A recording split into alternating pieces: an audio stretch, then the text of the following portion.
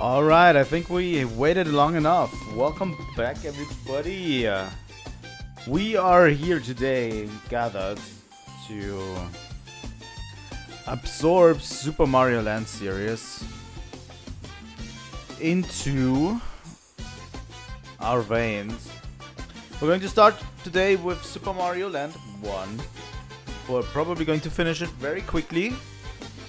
And we're going into Super Mario Land 2 right after. This is something that I wanted to do for a while because... Not because the Super Mario Land series is good. It is good, like, it is a good series, but the game I really want to get to, that is really a part of my childhood, is Super Mario Land 3 Wario Land.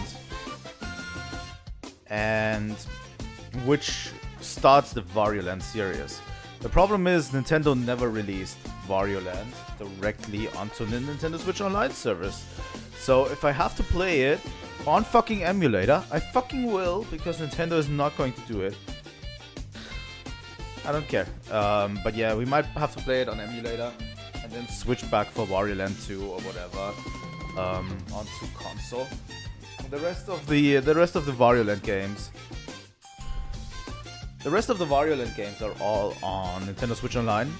But for whatever reason, Wario Land 1 never made it. Which is kind of a weird choice, you know? But all of the others are like on the Game Boy service. Let me boot that up real quick before we go. But yeah, it's my favorite. It's one of my favorite series, especially as I said, starting Wario Land. I always enjoyed Super Mario Land 1 and 2 a lot, but Wario Land is where it's at. Obviously, Super Mario Land 1, which we're going to start with, was more of a tech demo. They were kind of testing the waters with this one, you know. Like, what is the Game Boy capable of handling? And it was more of a... I think it was supposed to be the packing game with the Game Boy. So yeah, until they decided that they wanted to have Tetris, obviously. But yeah, it was supposed to be the packing game for the Game Boy. Nobody knew what was possible with the new technology, so they made a game to come along with it that is called Super Mario Land that is very different.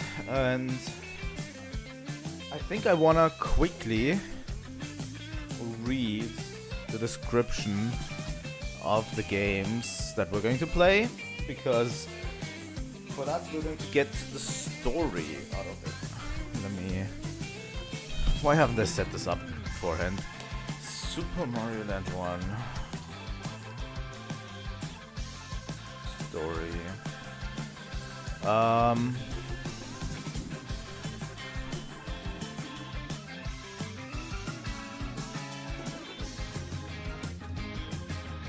I need it in English, please.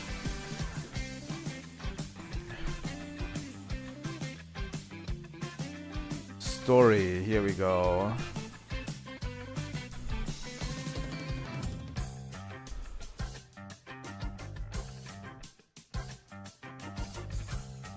Why is it so small? Why is the text so small? I don't care. So yeah, once upon a time there was a peaceful world called Sarasa Land. In this world there were 4 kingdoms named Birabutu, Muda, Eastern and Chai. One day, the skies of Sarasa Land were suddenly covered by a huge black cloud. From a crack in this cloud, the unknown space monster Tatanga emerged to try to conquer Sarasa Land. Tatanga hypnotized the people of all the kingdoms so that he could control them in any way he liked. In this way he took over Sarasa Land. Now he wants to marry Princess Daisy of Sarasa Land to make her his queen. Mario came to know of these events and he started a journey to the Chai Kingdom where Princess Daisy is held captive in order to restore peace to Sarasa Land. Can Mario defeat Tatanga, release people from the interstellar hypnosis, and rescue Princess Daisy? It's all up to you and Mario's skill. Go for it, Mario. So this is the official story for the first game. So yeah, this game takes place in a place called Sarasa Land, not the Mushroom Kingdom, and Mario is defeating a evil space alien called Tatanga to rescue Princess Daisy. Welcome to the stream, Kiza. But yeah, that's basically the story breakdown. It's a Mario game. What are you going to expect? It's a very easy story to digest, and obviously there's characters that are going to be like part of the Mario universe later. I don't think Tatanga ever came back as a villain, just an evil space alien, really. But obviously Princess Daisy has her origins here. Just crazy to, you know. Holy fuck, the Mario Kart World soundtrack is just shredding. Holy fuck. But yeah, so yeah, this game came out very early. Like, Super Mario Land 1 came out very early in the life cycle of the Game Boy. And it was more of a tech demo at the time. That's why it doesn't directly deal with like Mushroom Kingdom and its residents and stuff. So, yeah.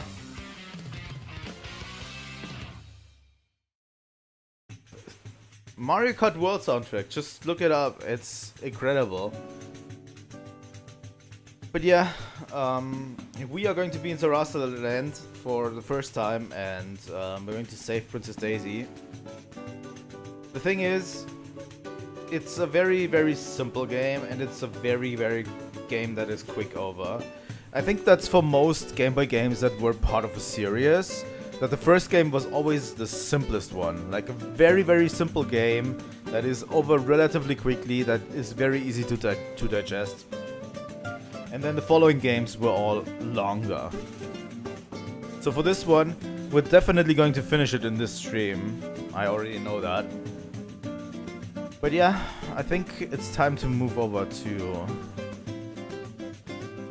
the game, shall we? Because I've given a brief explanation. This is one of my favorite series for the Game Boy, and the one that I'm majorly focused on, like the one that I like the most, obviously, is Super Mario Land 3, and this is the one that I want to get to. You know, we're going to play Super Mario Land 1 real quick today, and then we're going to start Super Mario Land 2. We'll probably not finish the second game, but the one that I really want to get to is Super Mario Land 3. Because that is my favorite. Probably my favorite Game Boy game, I have to say. In general. That is such a good game, and it starts a whole different series, you know? But we'll get to that once we get to it. It's sadly not on the Nintendo Switch Online service, which I thought Nintendo would put it on, but apparently they kind of forgot that this game existed for the Nintendo Switch Online service. I don't know. But yeah, let's see the power of the game, what the power of the Game Boy could produce. Like, this was developed before the Game Boy was even out, as a tech demo, as a R&D development thing. And it was supposed to be a pack-in game with the original Game Boy, but someone clever at Nintendo decided they were going to pack in Tetris instead. So this game came out on its own. Here we go. That's our overlay. Also, the music is really good. We are going to be part of Sahasraland. So, God damn it. I don't care. Let me check. Oh, yeah. It is very small, by the way. The sprites feel very small and weird on a handheld. The thing is, back then, nobody knew what the Game Boy really was capable of in terms of sprites. So they were trying to invent something new. I have to say, some of the controls for this game feel a little bit weird. But if you notice, if you play Super Mario Kart World, there's a bunch of songs from this game that have been remade for Mario Kart World, which make me super happy. Because it still does have like very, very hitting music, I'd say.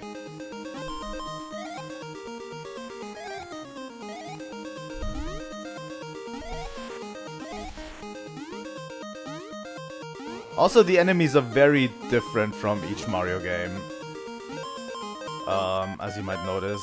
There's a few overlaps, like the Goombas and Koopas, but some of the enemies are very, very interesting. And you generally have two goals. The top one and the bottom one. With the top one, you get to play a mini game that gives you extra lives. Or a fire flower. So, you should always try to hit the top one. So yeah, these little guys are supposed to be the Goombas. I have no idea what the other ones are supposed to be. But yeah, this game can be very short if you know what you're doing. Back in the day... And these are the Koopas. Like, it's like everything has shrunk, you know? Everything has shrunk down a little bit from the NES era, where we had like big sprites. Or at least from what we're used to. NES era had bigger sprites than that. The Mario sprite seems relatively taken from that.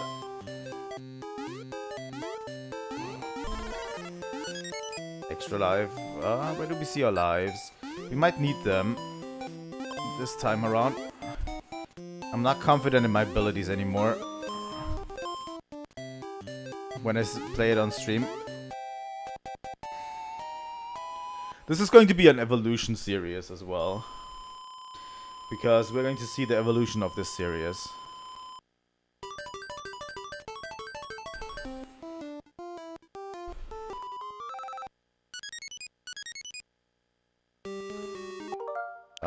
Let me quickly create a save state.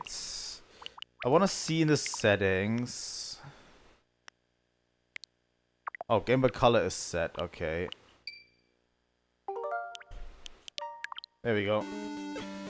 But yeah, we are visiting all places in Sahasra Land, and they are like modeled after real places, which is relatively weird.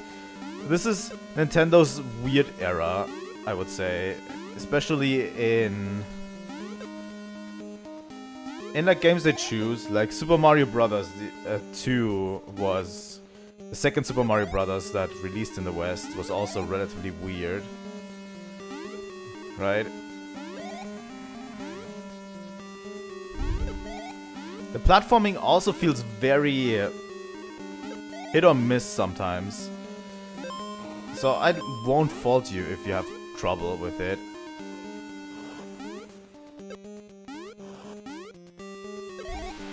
The platforming feels very not Mario-like, I would say. You know?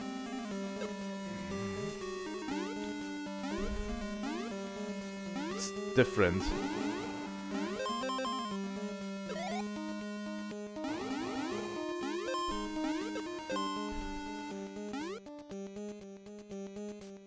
But it does have enough variety to make up for it, by the way. We're going to see a lot of variety in the places and levels we're visiting. For that, it's pretty short. It has a ton of variety.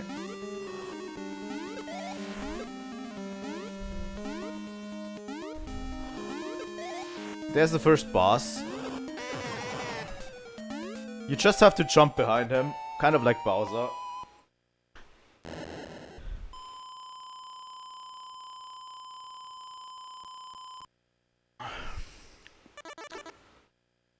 You could also hit them with a fire flower, by the way. Thank you, Mario. Well, looks like your princess is in another castle. Wow. Thanks for the extra lives. I need them. Second area.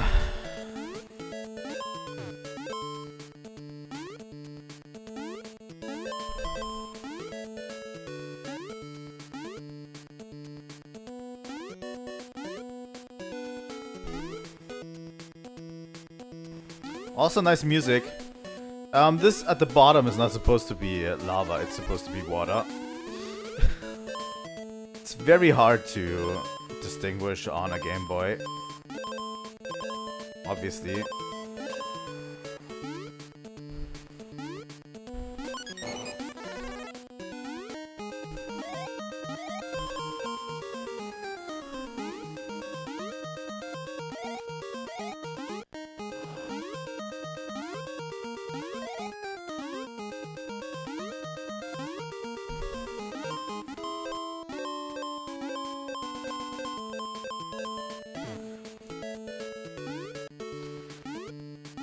This game has completely different vibes from other games in the Mario series.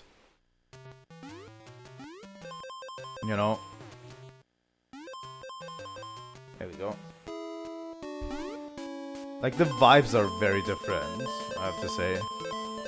But it feels nice, you know? It feels a little bit refreshing sometimes to play it. That's why from time to time I just sit down for 2 hours and just play the game, you know?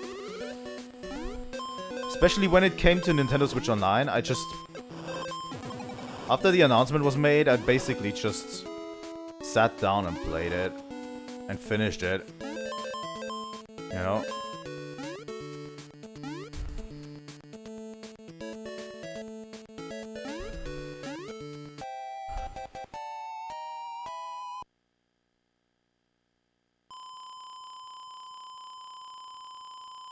It's a very, very good vibes game, I have to say.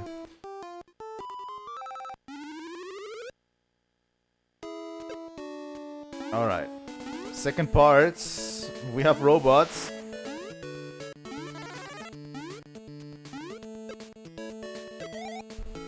By the way, this is not a fire flower, this is like... What is it called? It was an upgrade in a other game. They recycled this one for a different Mario game. I don't know anymore. It's like a flower that shoots balls. I think it was in Super Mario Maker, wasn't it? I'm not 100% sure.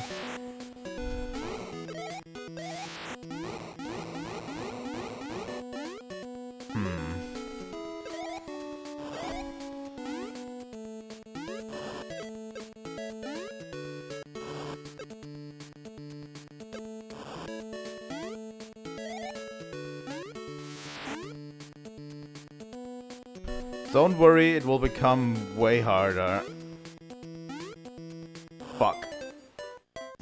Yeah, I forgot. You need to commit sometimes into a jump.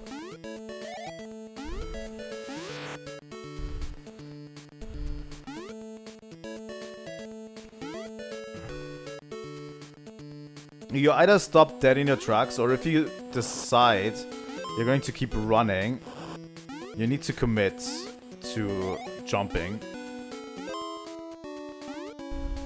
As I said, this game can feel relatively weird sometimes. I actually don't know how to get up there. Oh. Okay. Fuck. Doesn't matter to me.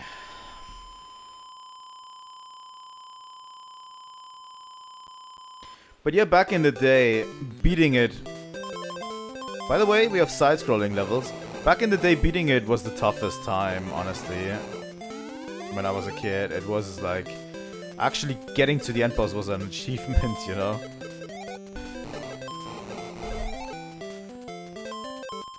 But yeah, these days, it's just a 2-hour game, I would say.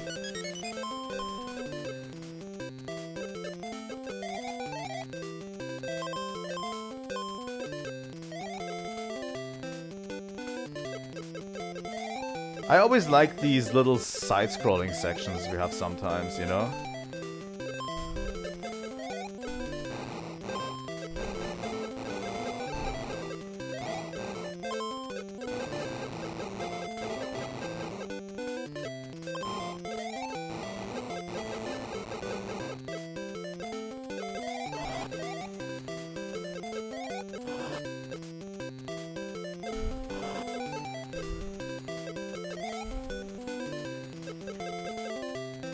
Honestly, this game would be interesting as a remake. In general, the entire series would be interesting as a remake, I would say. Although the original games are perfectly playable. There's the boss.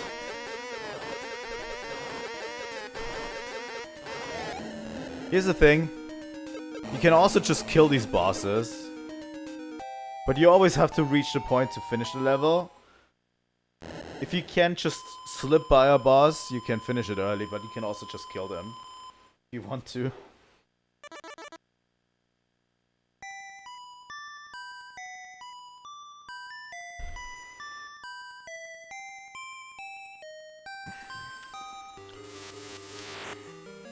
Well, some people are into that.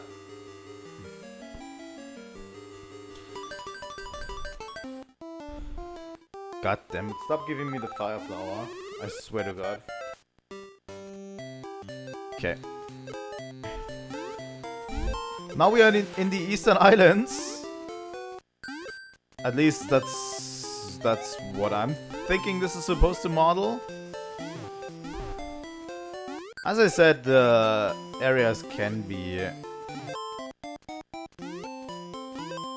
relatively weird and weirdly modeled after real places in the real worlds.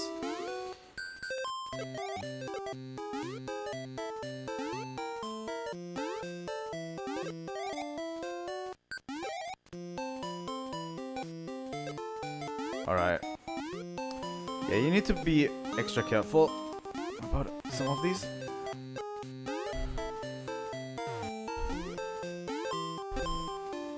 I don't need to play perfectly, but I also don't want to look like a total fool.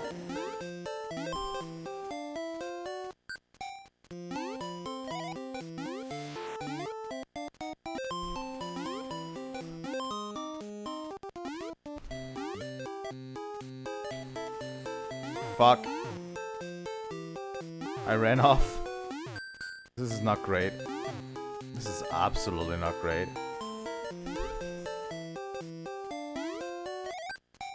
There we go. By the way, Goombas explode on contact. Koopas, not Goombas.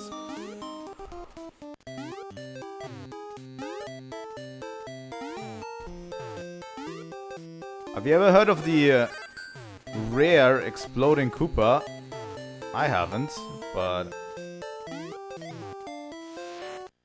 Oh god.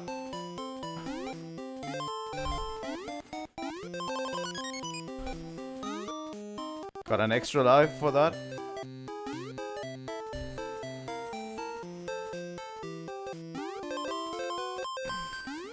Just jump on one of these boulders and it will carry you.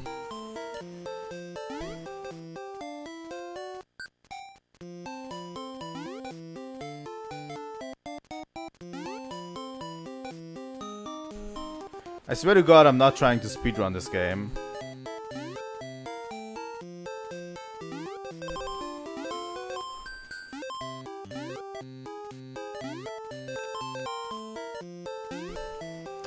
We're covering a fair bit of platformers recently as well, which I do like. There we go. We have to finish Donkey Kong Country 3 at one time. If we can. It always gives me the fire flowers.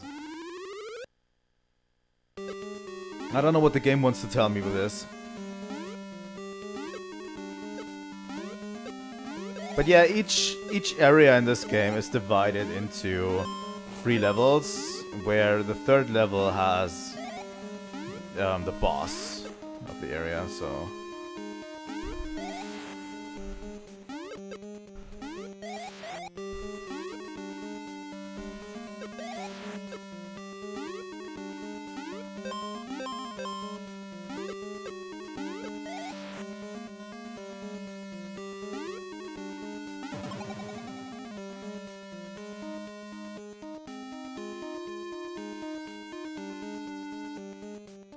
Usually, yes.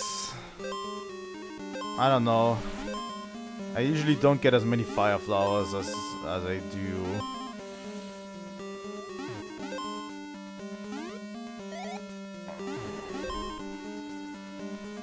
I'm just going to jump through. Fuck you. What, you mean a puzzle? I don't give a fuck about your puzzles.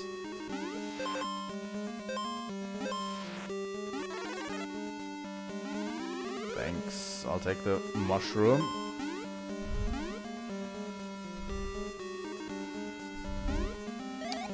Some of these levels can get pretty hard. And as a kid, obviously, it was really, really difficult. Oh god. How does it look on... Oh my god, this is eye cancer on the actual recording. I swear to god. I need to have a seizure warning or something.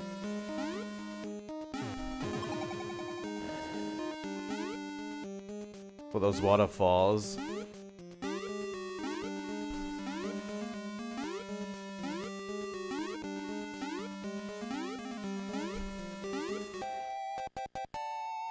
You need a seizure warning for these waterfalls.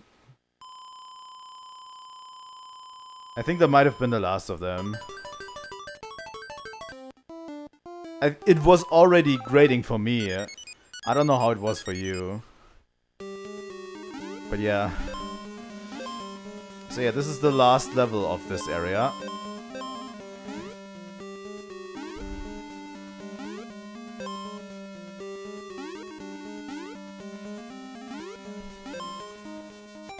God damn it. I hope I don't need to save state. I really hope I don't need to.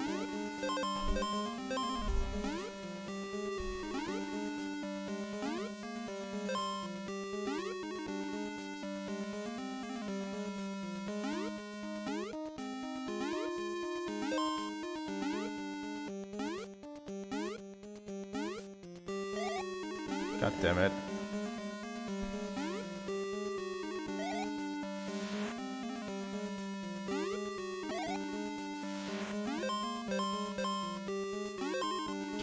By the way, I'm going to give Nintendo one more Nintendo Direct to announce Metroid Prime 2 and 3. And if they don't announce it in the next Nintendo Direct, I'm going to just play it on my Wii U. Like, I'm tired of waiting, you know? And if they make a remake, that's even better for everyone, right?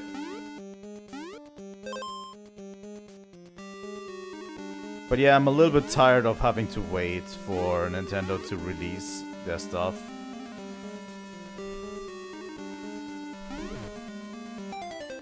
God damn it. Especially since Metroid Prime 4 comes out this year, and I actually want to get into it, you know? I want to get all Metroid Prime games done before Metroid Prime 4 releases.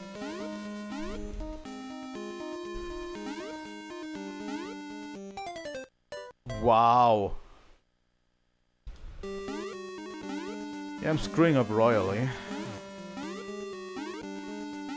And time is running short. Time is running really short. If we don't start it now. Alright, we need to wait. We need to wait. We need to wait. Okay.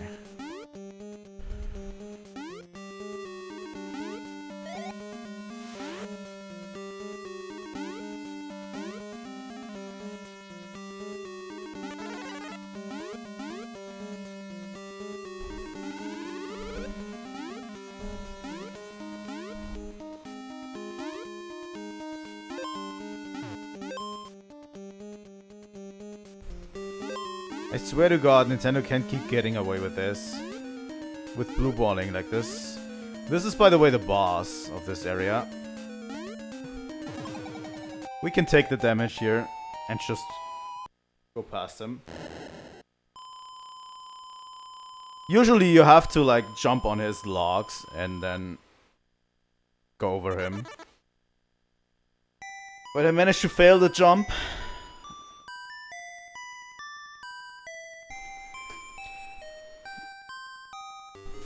Well.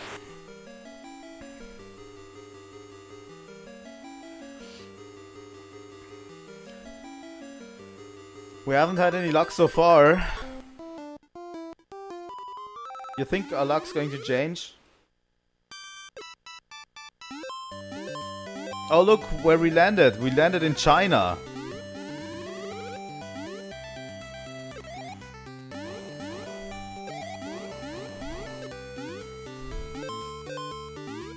And look, we're jumping on Chinese guys.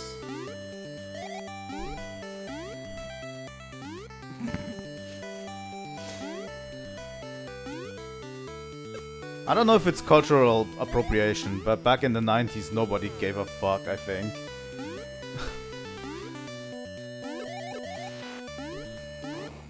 I'm pretty sure in the 90s nobody gave a fuck about anything.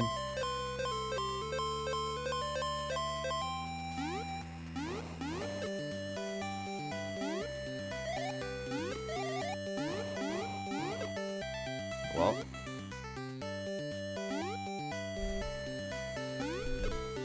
I think the story explains it as, like, the citizens of Sahasrarland were, like, mind-controlled or something. That's why they don't die if we jump on them, but for whatever reason we can straight up kill them.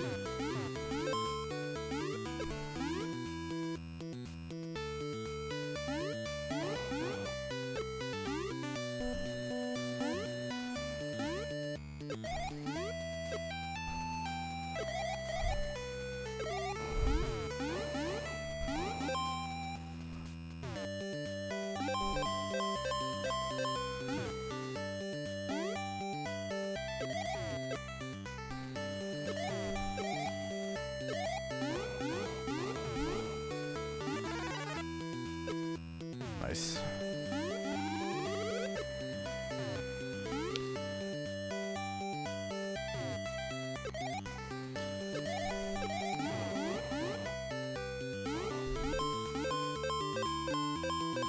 I'm already playing this super slow, by the way. I hope you're noticing. I could probably go a lot faster if I wanted to.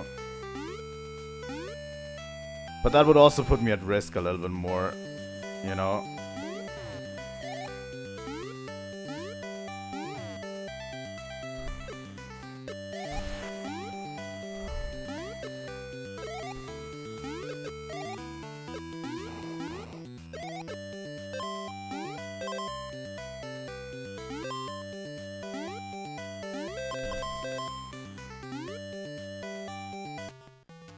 Oh my god.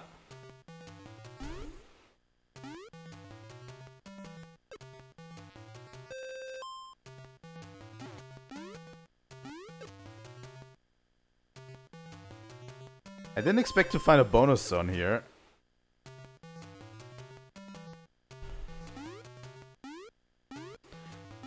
I really thought my goose was cooked for a second, but apparently not. Oh god.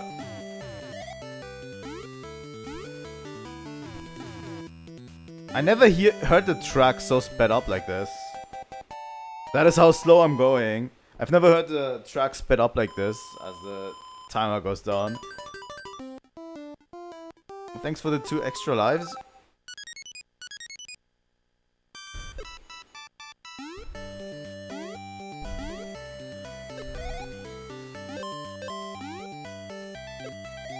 I have to say the music is actually kind of catchy. You know?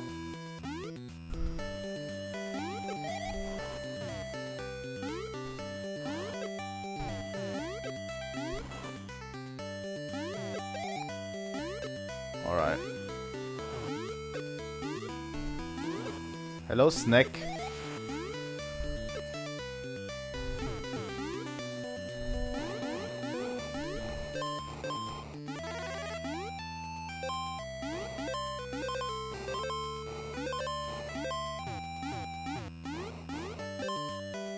I love that they have bonus zones if you're big that you can go into and get more coins if you want to, like this. And you can kind of avoid going down below. You've seen the trick shot.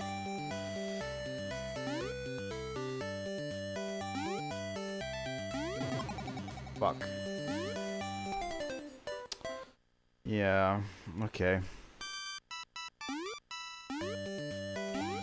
The game has invisible checkpoints, by the way. So if you're wondering, game has invisible checkpoints.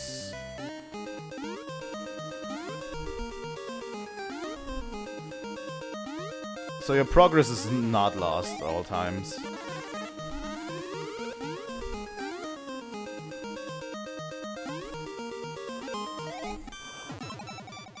God damn it.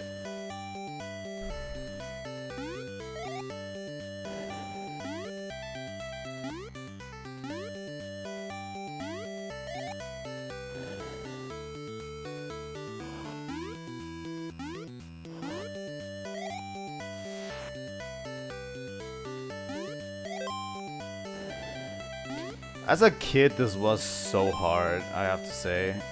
As an adult, this doesn't even touch my hardcore nerve a bit. It's actually really frightening how good at games you can get, you know.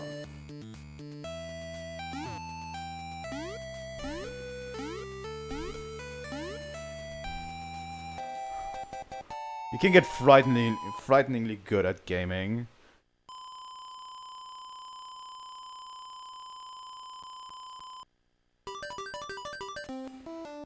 Alright. I definitely need those. And it's another side-scroller. We are in the sky now.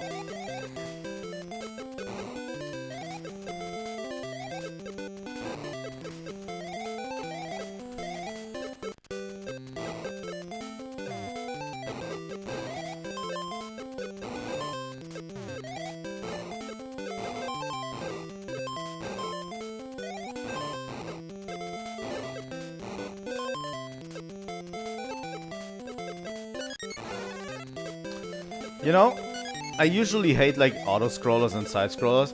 I think this game does it pretty well, I have to say.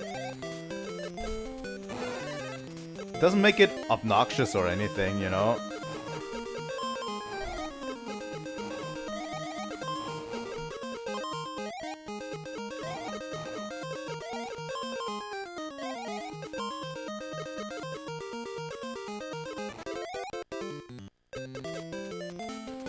Okay.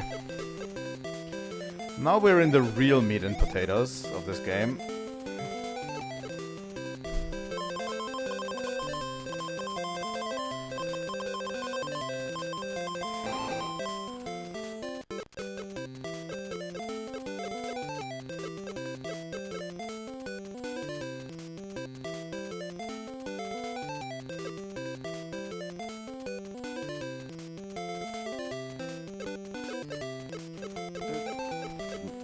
I really enjoyed the soundtrack, I have to say.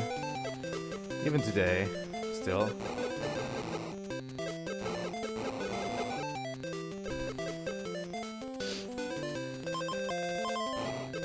There's Stompy Hands. And it's a boss! It's the Cloud. God damn it. I need to get a mushroom. I think one of these, yeah, one of these has a mushroom. At least they save you right before the boss, you know?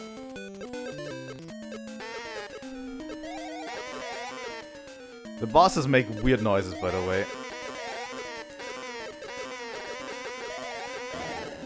There we go. We defeated the Cloud.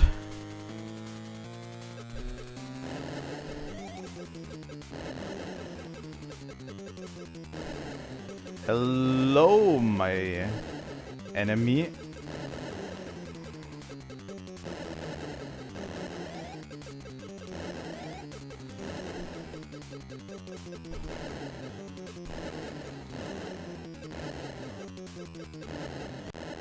There we go. That was the evil alien Tatanga.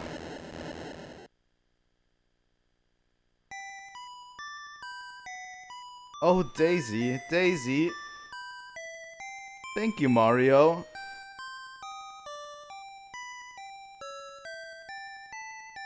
Your quest is over. That was the final boss of the game. In about 40 minutes, we finished Super Mario Land 1. That's why I said this game isn't very long. It's not very long.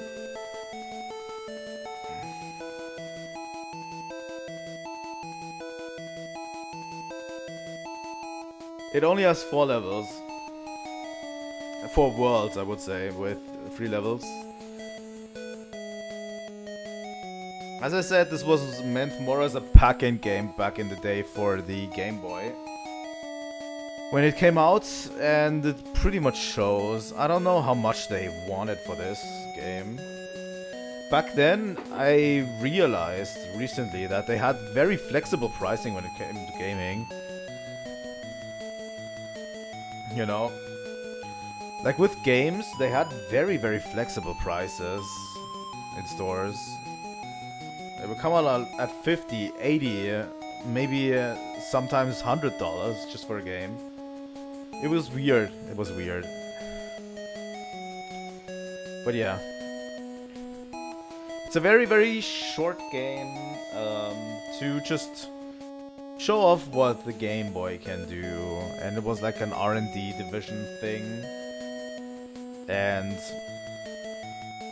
obviously I would have loved it if it was longer, but it is very easily beatable, and that's a good quality about it, you know?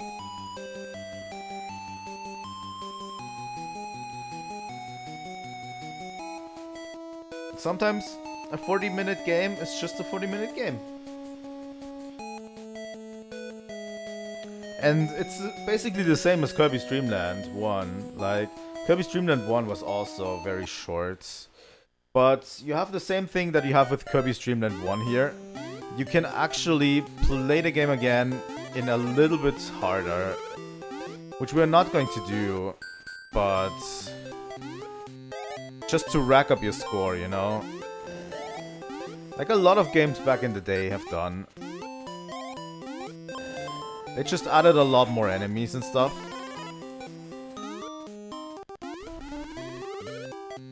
So yeah, it's not that interesting.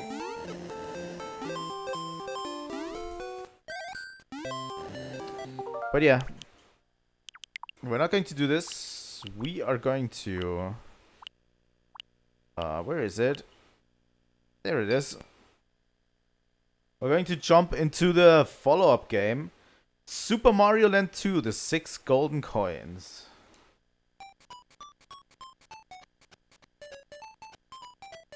You can already see an art style change.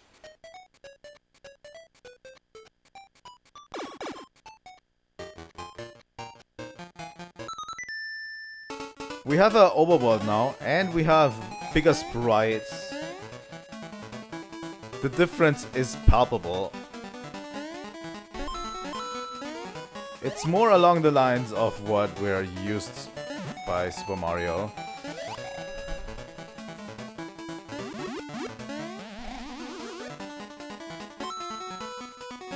Oh yeah, I didn't read the story.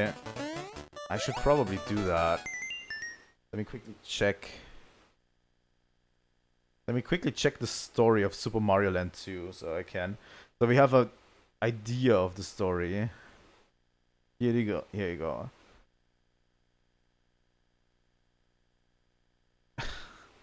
This is written from the perspective of Mario, by the way. Let me get to it. While I was away crusading against a mystery alien Tatanga in Sarasa Land, an evil creep took over my castle and put the people of Mario Land under his control with a magic spell. The intruder goes by the name of Wario. He has been jealous of my popularity ever since we were boys, and has tried to steal my castle many times. It seems he has succeeded this time. Wario has scattered the 6 golden coins from my castle all over Mario Land. These golden coins are guarded by those under Wario's spell. Without these coins, we can't get into the castle to deal with Wario. We must collect the 6 coins, attack Wario in the castle, and save everybody. That is the summary of Super Mario Land 2. But yeah, while Mario was away, Wario took over the castle. This is, by the way, the first mention of Wario, I think, in the Mario universe. Pretty sure this was Wario's first outing.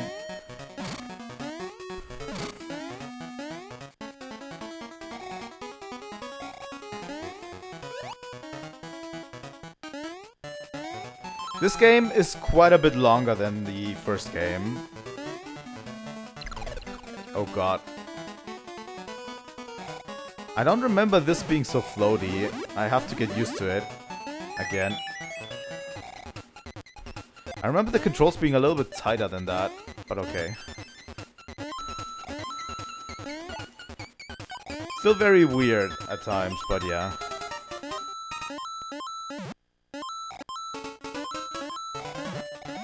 But yeah, this was literally the first mention of Wario ever, which is actually interesting.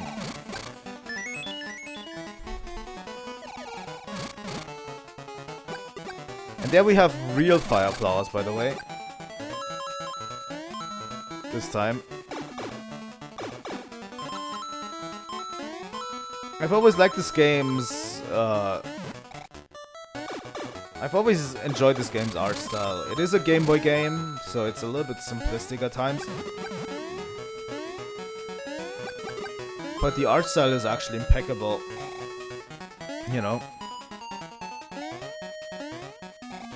And it has the same principle as Super Mario Land 1. You have to ring the bell at the top to get a bonus game this time. There we go.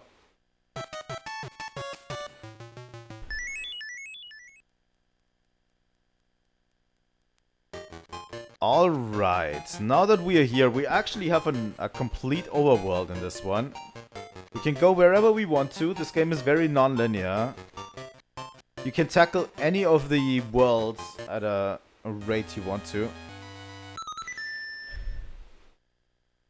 And there is a door with the 6 golden coins. I always found this door really mysterious, I have to say. But yeah, at the top you can see Wario crawling around.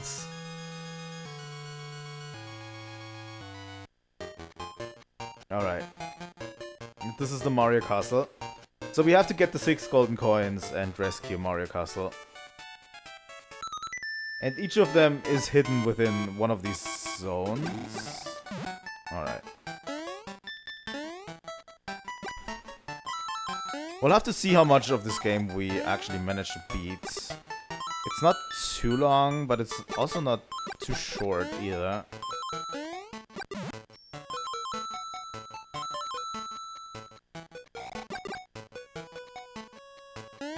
Would be cool if we could beat it in one stream, honestly, but I don't know.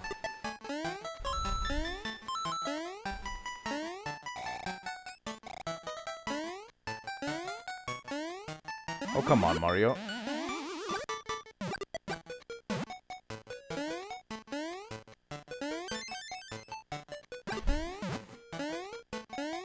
But yeah, this game is definitely a huge part of my childhood. I owned all 3 games as a child. Interestingly enough. I didn't own much, but I owned all 3 of these games.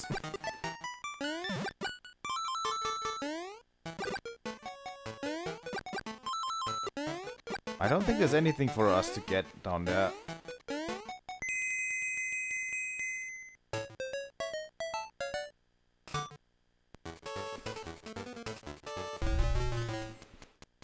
This is a different minigame.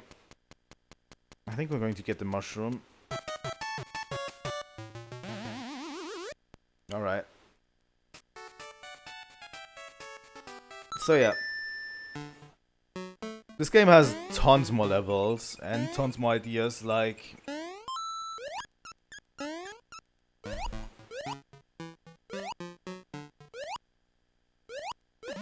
Like this is, what is it called? It's sap from the tree. This is supposed to be sap, which is very sticky. And you can kind of swim in it, but not really.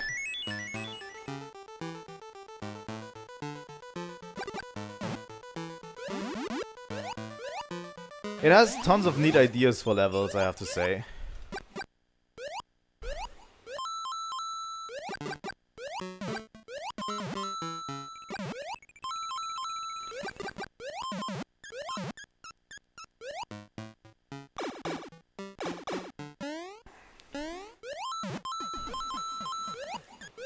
Oh god.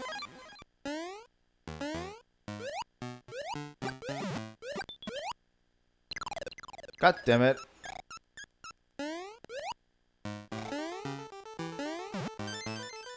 There's the midway points.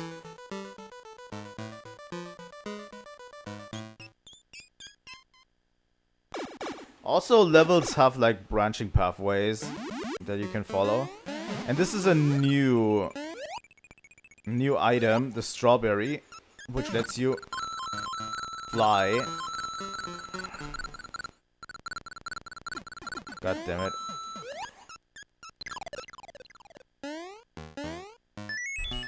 I fucked that up royally.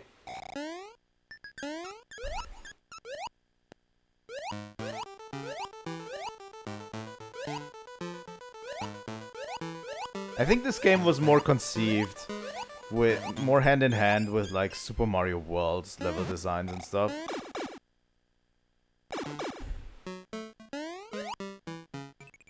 God damn it.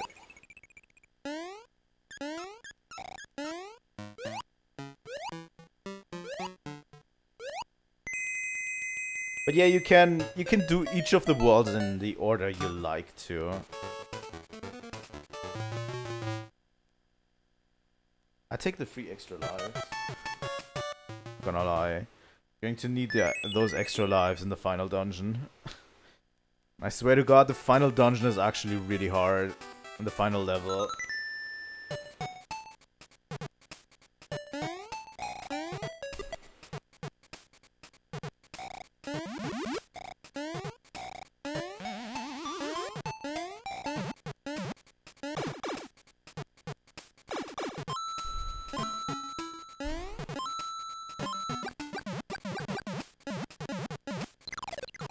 God damn it, bees. Don't trust bees. That's what I always say.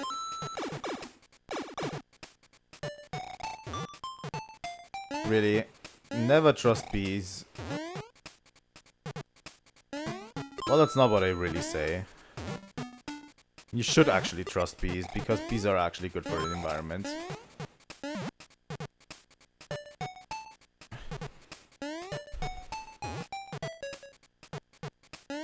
Never trust wasps. That was what I wanted to say.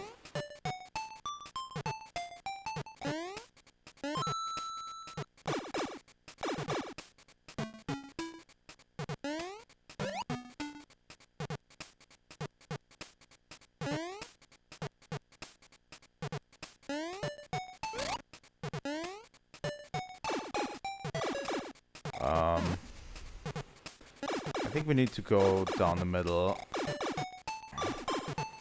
There we go.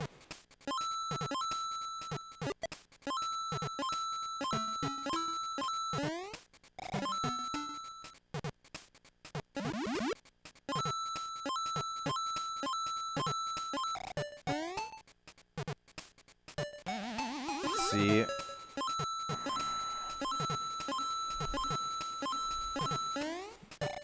Alright. Do we do the other side as well? I don't know.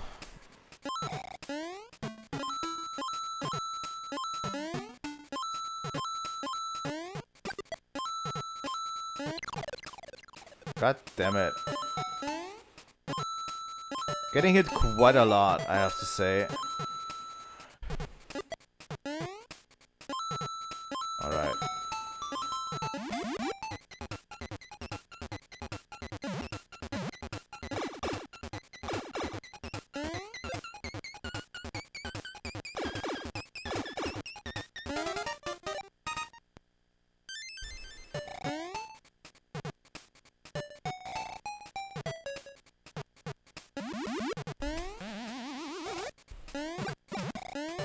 Alright. It's very hard to commentate platformers, you know? Sometimes.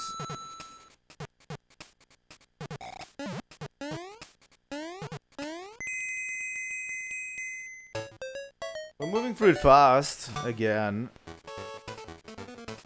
That's just the nature of Game Boy games, I have to say. Oh, thanks. I needed that mushroom.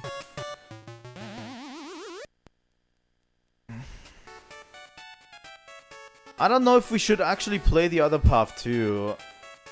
What do you guys think?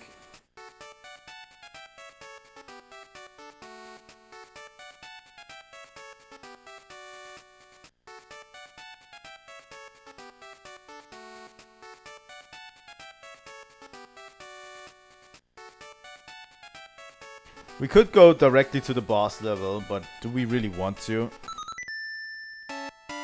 Not really. Some of these other areas have like really good levels, I have to say.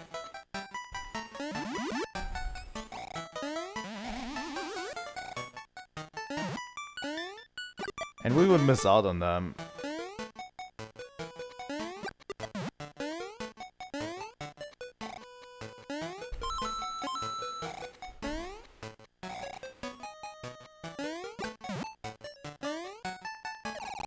Wow. Yeah, I'm dying a lot more than I thought I would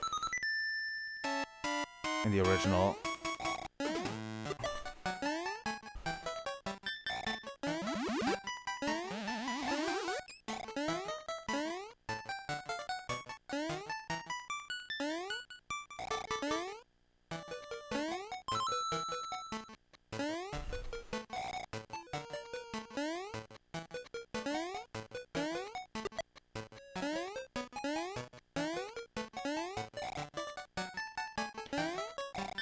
The game feels a lot more floaty than the first game as well.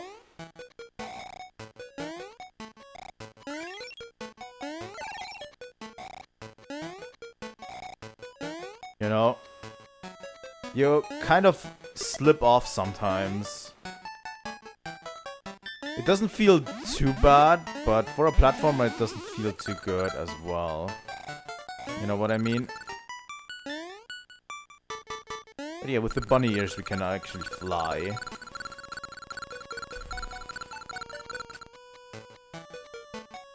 You can just fly over the rest of the level, I guess. The bunny ears are really good in some levels.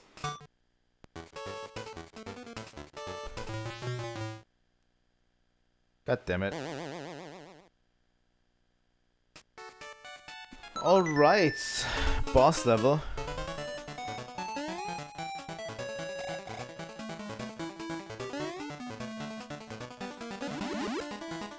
Yeah, I don't want it.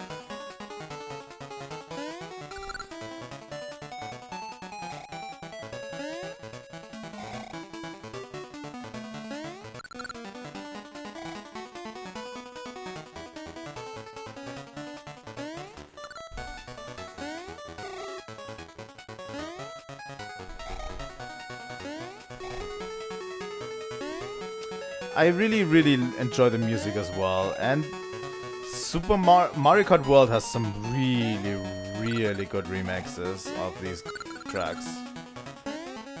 So if you ever want to get into them, that's a really good source. I was so surprised when I started hearing Super Mario Land music in the game, honestly.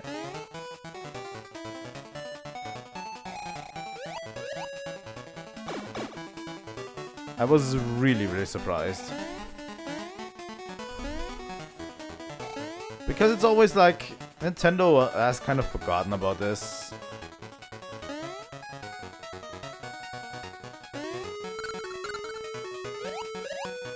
About this era of their back catalog when it comes to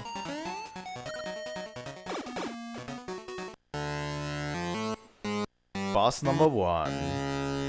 Big burp.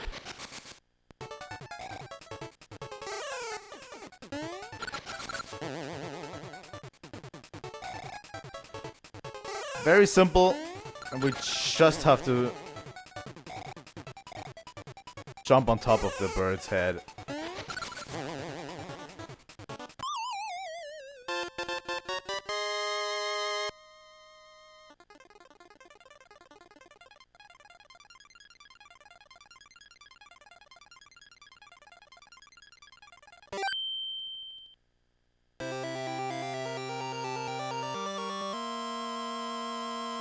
Nice.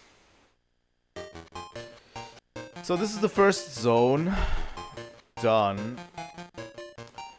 I think we're going for this zone next. I can kind of structure it. Turtle zone. So yeah, these levels are the obligatory... God fucking damn it. These levels are the obligatory water levels, obviously.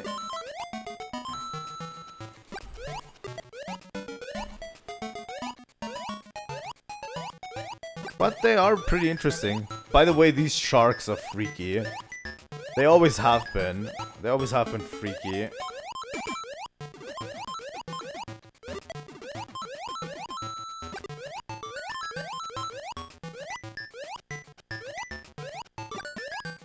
You can't kill them in any way, so you just have to avoid them. You can kill everything else, but these guys you can't.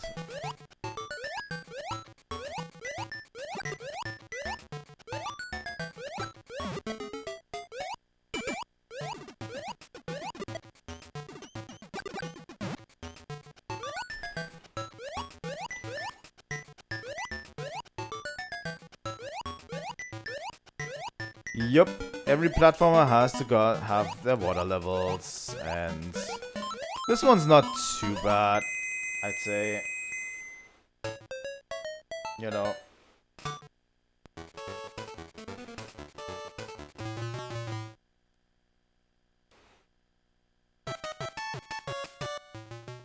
Take those free extra lives any day. Alright. Now we're inside a submarine. This one is a very open level. There's lots of places you can go initially.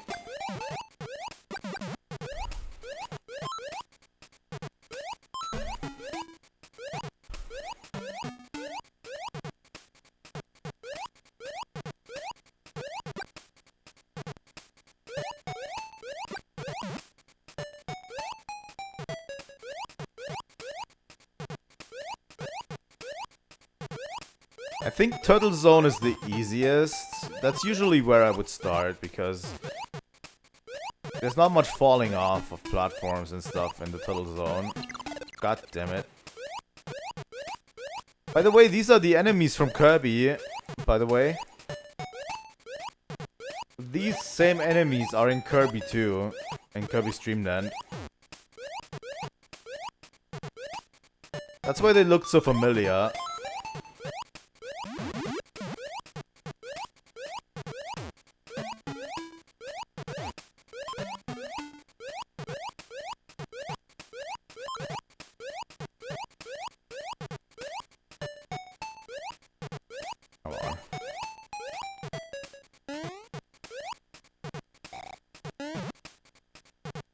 I can't get in there, so I'll have to go this way. But yeah, we also have real Koopas this time around, with real Koopa shells. Not the dollar store version.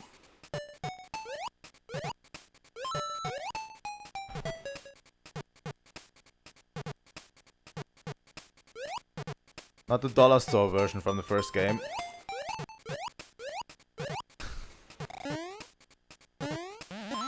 Dollar store Koopa and Goomba.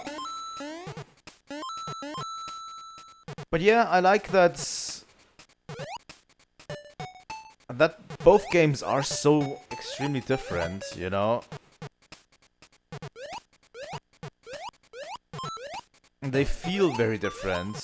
Their platforming is also very different to each other. can't get up there.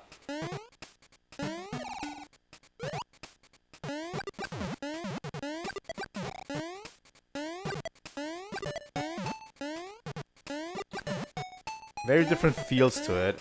And the third game obviously has a way different feel again.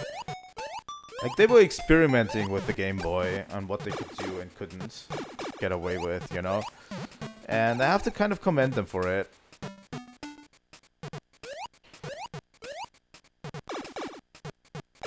By the way, I recently got the urge to play Super Metroid again. We might jump into Super Metroid pretty soon.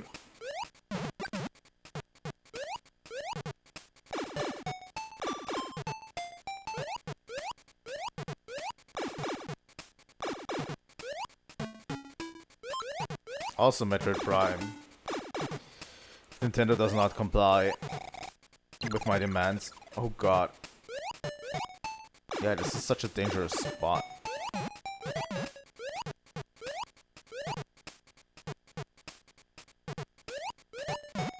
Why would they comply with my demands?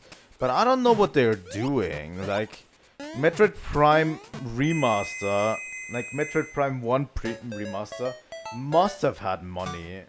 Like, it must have made them tons of money, right? I don't know what they're doing.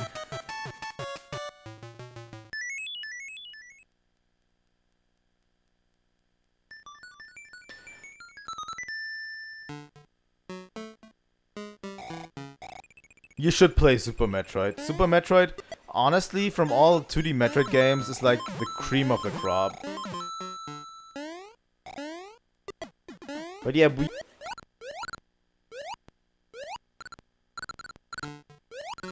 I want to get back into it. I'm just craving... Sometimes I'm just craving, you know, a Super Metroid replay, and then I just do it. But I kind of want to do it on the channel, you know. Although I think I already have a Super Metroid playthrough on the channel. I already did a Super Metroid stream on the channel. That was ages ago. You know? That Super Metroid stream we did was ages ago, and it was like... Oh god. We had like a 7-hour stream, I think. And we beat the game in one go, in one sitting. And I was quite drunk as well.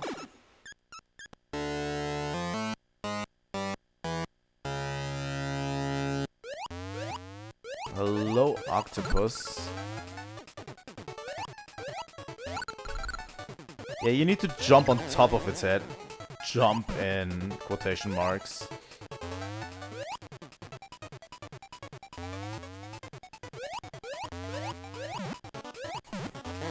There we go. 2. Rule of 3 applies. I need to replay Dread. I want to replay every Metroid game on the channel. At one point. There we go. That's 2 coins out of 6. We're actually making pretty good headway. But yeah, I only played Dread once. I 100%ed Dread. Metroid Dread is actually a game I actually 100%ed. Oh look, we're in the Mario zone.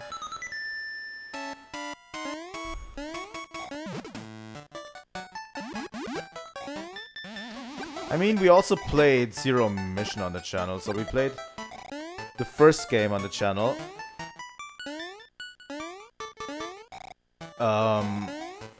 We played Metroid 1 and we played Metroid Zero Mission on the channel. In terms of 2D Metroids. I want to play Metroid 2 at one point, but I kind of lost interest in Metroid 2 a bit. I don't know. I have played and finished Metroid 2.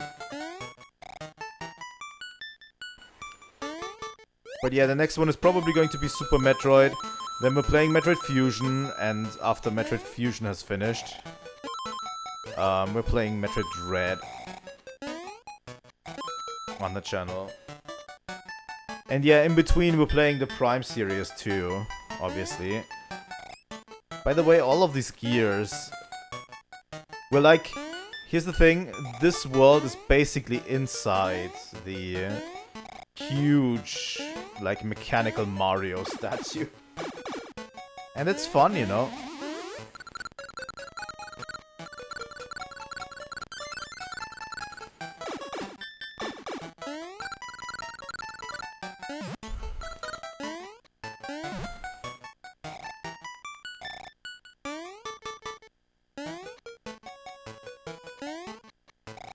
That's why there's gears everywhere and stuff, and moving parts. It's actually fun to think about.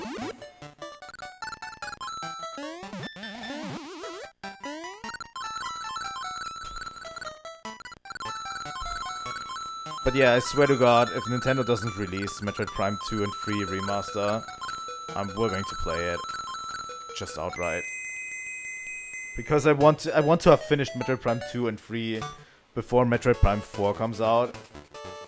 And I cannot wait for Nintendo to release them. You know. Okay.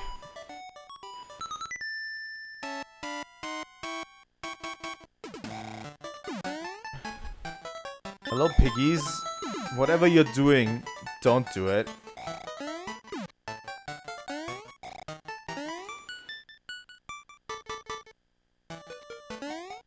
Yeah, it's so weird of them to do. I don't know why. Doesn't take that much development time to remaster them, right?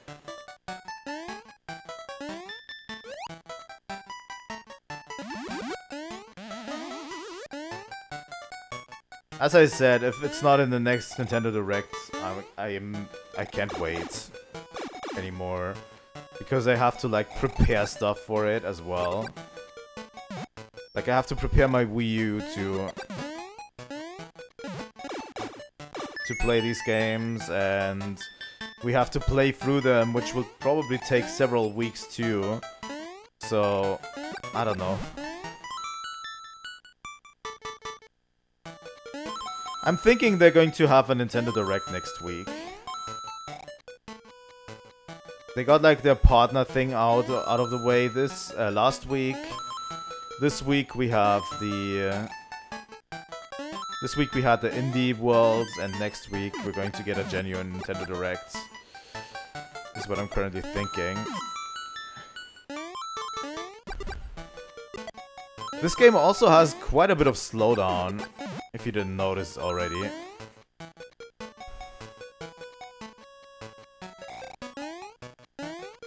Nice.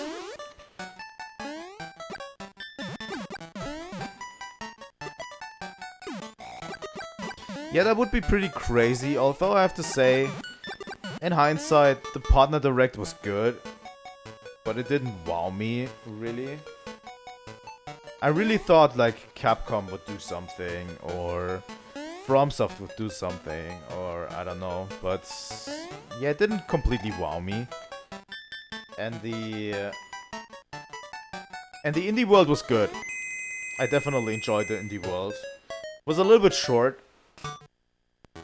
but it did show off enough good indie games, you know?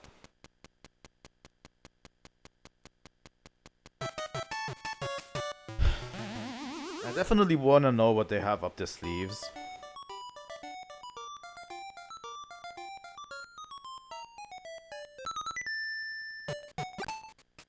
That's true. Square actually was showing up.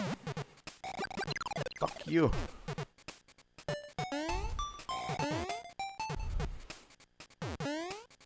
I think this might be one of my least favorite levels.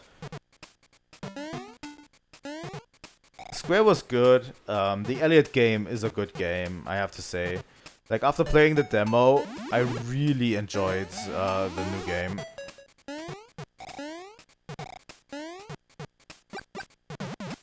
Yeah, and it actually hit me.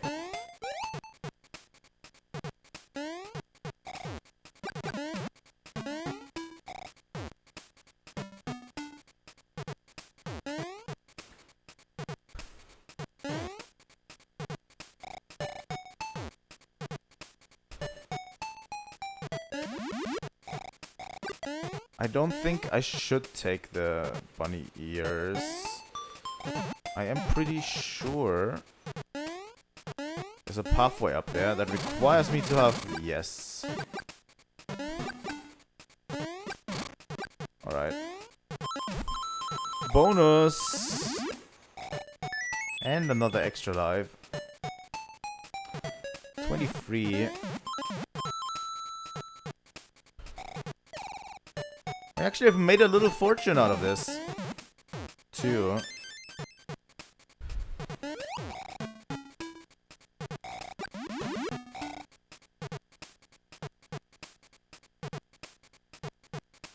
But yeah, I don't know what Nintendo is doing at times.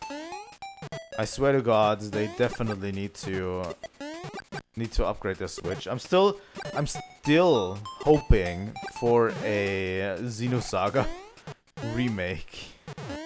Please make it happen. Please, please, please, Monolith Soft. I don't care what worlds you have to, like, set in motion. You know what? Mario Kart World was expensive. If you give me Xenosaga remakes, I will pay $200 for a game. Fuck it.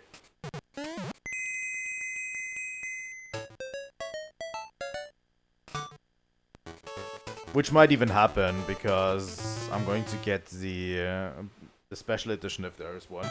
So...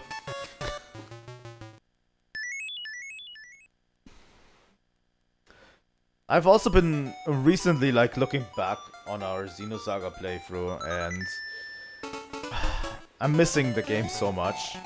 Really? I'm missing Xenosaga quite a bit. Just thinking, you know, about everyone.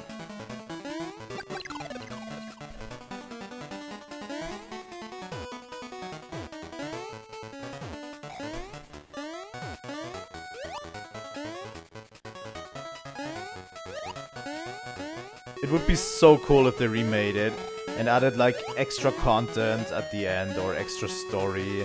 Maybe even set up a sequel bait or whatever.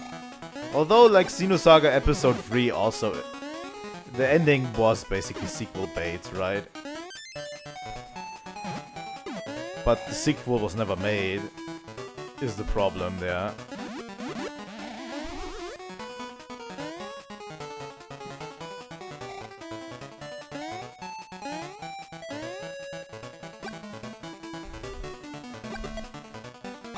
And I don't care if they integrate it into...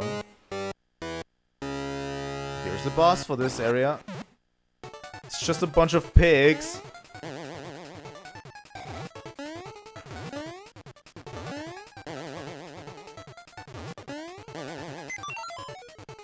You need to hit each of them 3 times, and they all jump differently. Like this. And they get faster, too.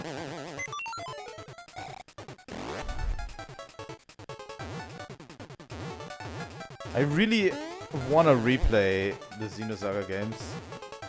Yeah, it's based on the story of the 3 little pigs, right? Which I don't know where they got the idea from, but yeah.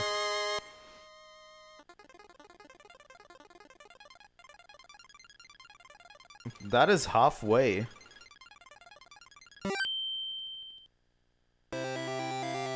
You might even be able to finish the game today. That would be incredible.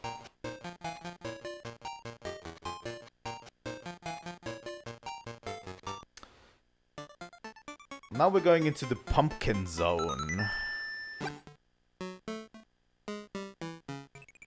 It's a scary zone. The enemies get weirder in this zone, I have to say. And the levels get a lot weirder too.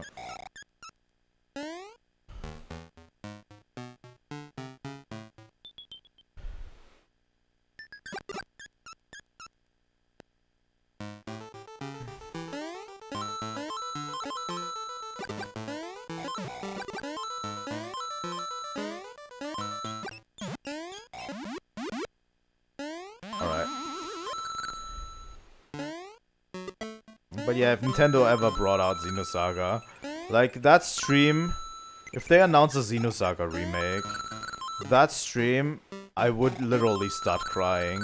I swear to God.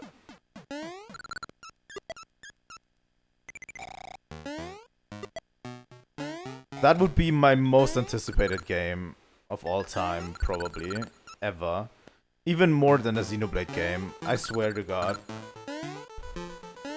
Even like a Xenoblade 2 remake or, you know, upgrade wouldn't wow me like that. Alright. Hello, Dracula.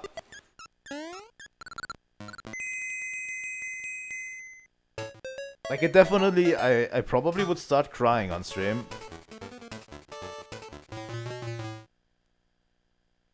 I have gotten quite good at getting the free lives hard in this minigame. Alright. The levels are still relatively straightforward and not as open in this game. We will see where all of this leads, by the way.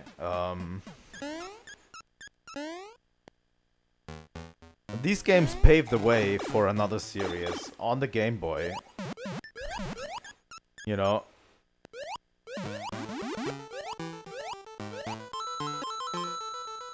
And this is the one I want to actually get into because I've not played that series a lot.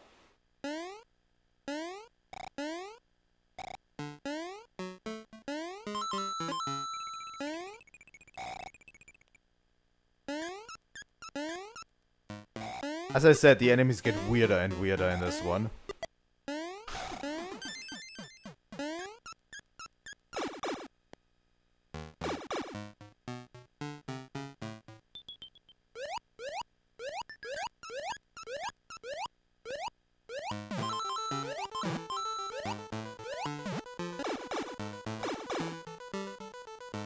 But we got our first booze of the game.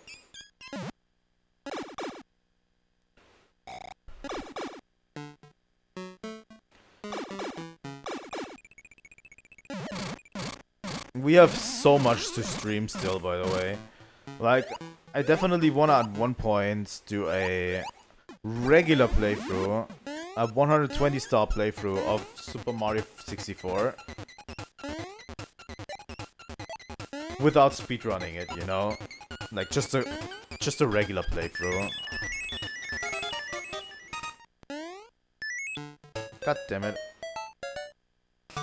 Didn't get to the top.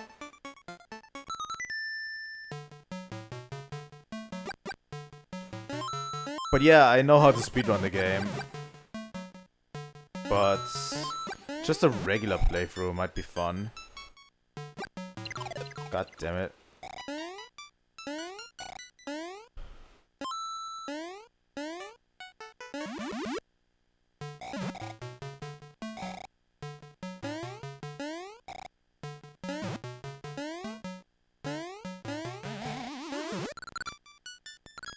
Or I could learn how to run 120 stars. And we just do a full 120 star speedrun of it. Currently, the only speedrun I've learned is 16 stars. You know. And it's quite a good speedrun because it's not that long. It takes like, at least, it takes 30 to 35 minutes around, and it's a good length, you know? But I think people have kind of stopped playing 16 star speedruns ever since. Yeah, you can go up there. That unlocks a secret level. But I don't find the secret bonus levels in this game very interesting, I have to say. But yeah, ever since that one speedrunner basically played 16 star speedrun and did basically a flawless speedrun. It was almost flawless. And the world record has been set in stone for 16 star for, I think, several years already. Nobody can break it anymore. So it's kind of dead, you know? Nobody's running it anymore.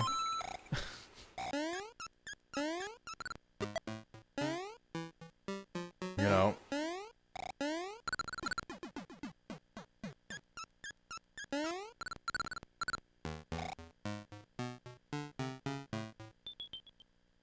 You have to look if you wanna check it. You have to look Super Mario 64 16 star world record, and I think this guy's name is Suigi or something. He basically destroys this game.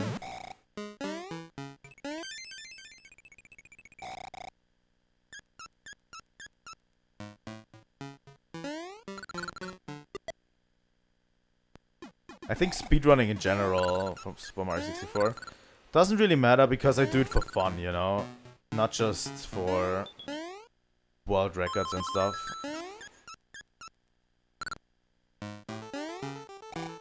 Alright, this is a maze that you can just skip if you get over it.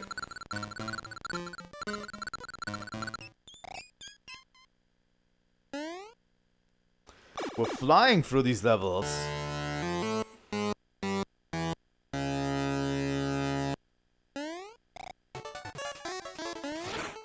Look, it's a witch.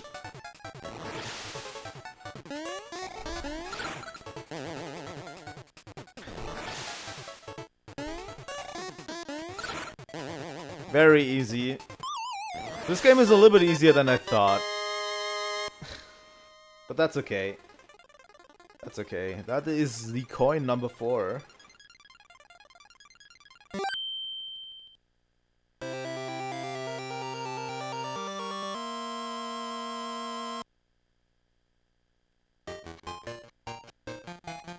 Alright. It's time that we got tiny. We're in the macro zone.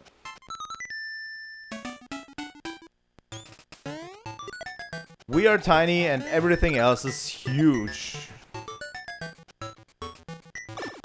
There we go.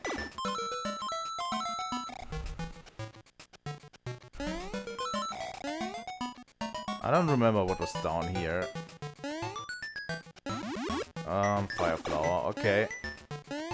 I prefer my bunny ears a bit.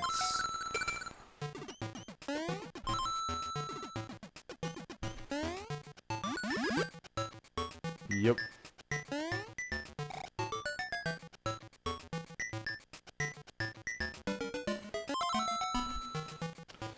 But yeah, each zone has like very distinct enemies too, which I do enjoy.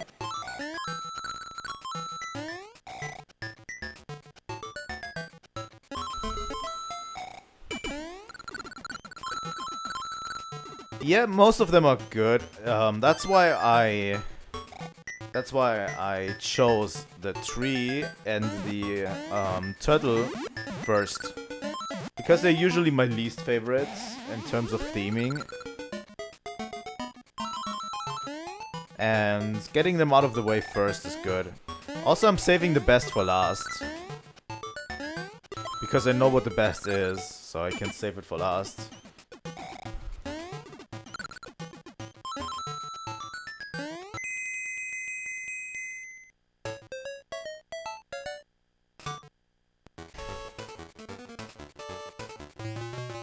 Okay.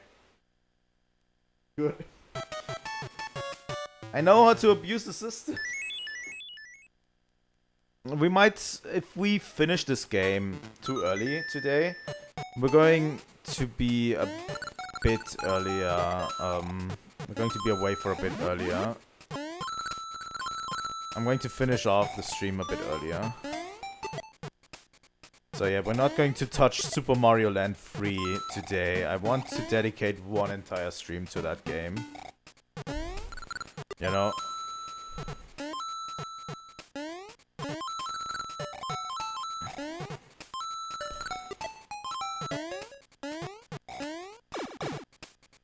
Like that stream gets its entire, that game gets its entire stream, and probably multiple, if I'm honest. If I'm remembering the length of Super Mario World, Super Mario Land Free, I'm pretty sure it won't be over in one stream. That game can get quite long, especially if you get everything, which we will.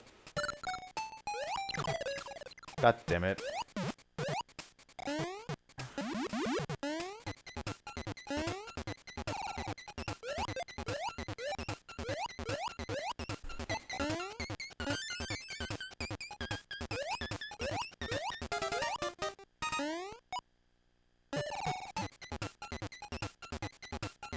Nice.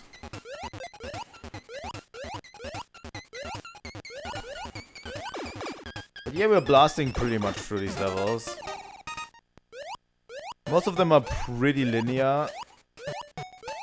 And there's not that much interesting stuff to find, you know?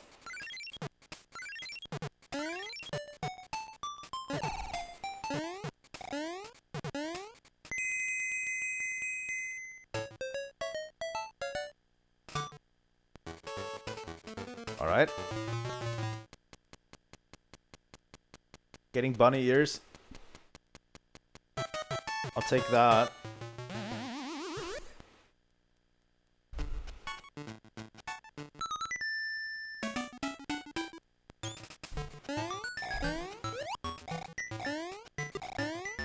Getting a little bit more confident with the controls, honestly, as time moves on. In the beginning, it was all very floaty, but now that I'm remembering the controls again, I'm actually pretty confident with them.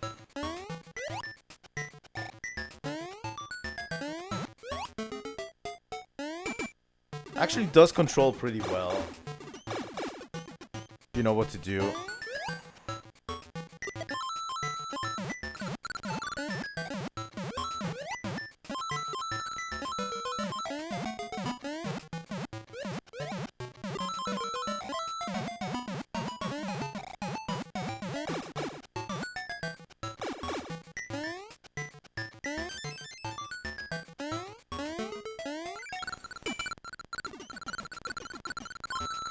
God damn it.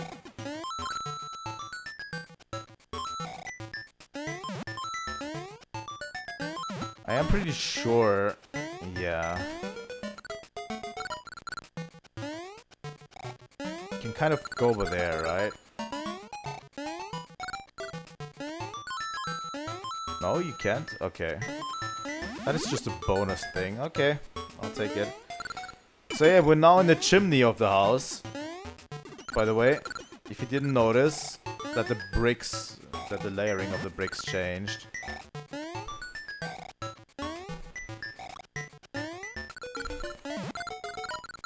We're basically inside one giant house. It's actually relatively well designed, I have to say, for a Game Boy game.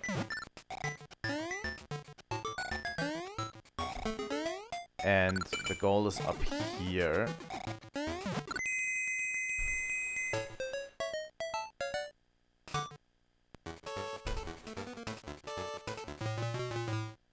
Oh, okay, I got it. That was pretty close.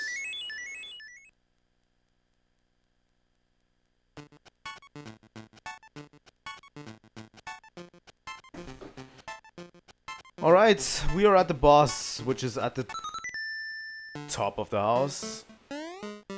At the attic, I would say. I think we're in some sort of attic at the moment of the house.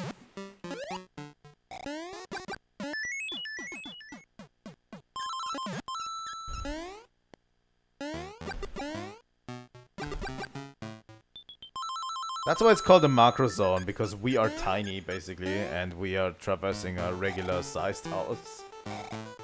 It's actually quite fun. You know? Nice.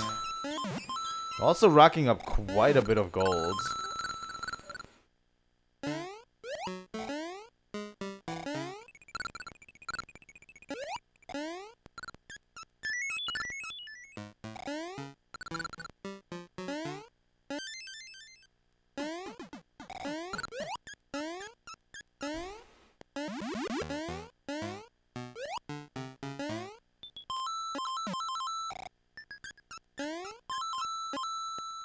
Alright.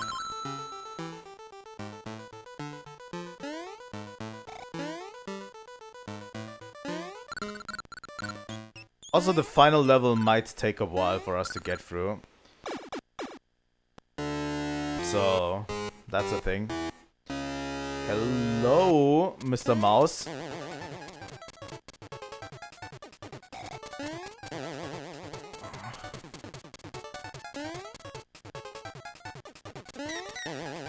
Well.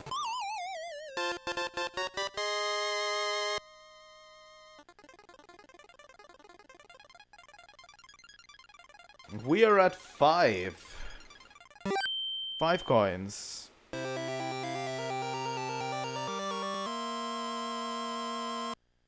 Some of these bosses can seem pretty easy because I know what to do. Obviously, sometimes jumping on them is hard. By the way, this one took me forever. This one took me forever to figure out. The last one took me forever to figure out because the game doesn't indicate it.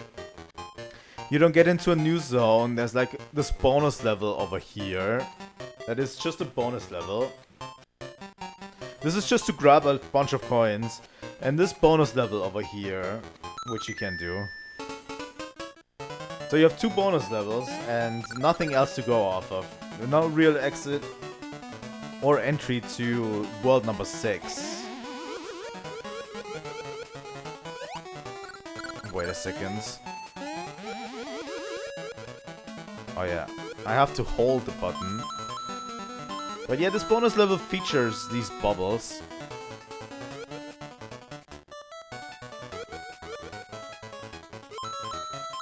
That you might notice. Oh god. It's like a complete bonus level with just a few enemies that you go through.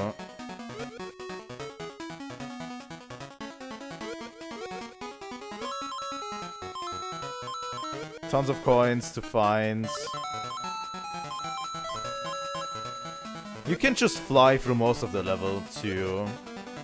And I honestly would recommend it.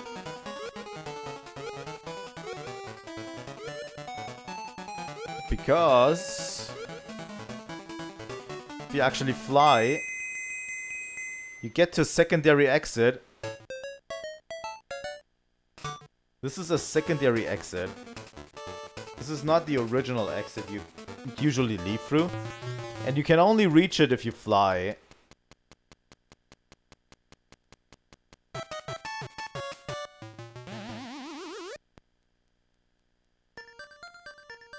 And we are in the space zone, which is the last zone. So yeah, the bonus level brings us into the space zone. Where we have weird physics. They changed the physics for this one. You know?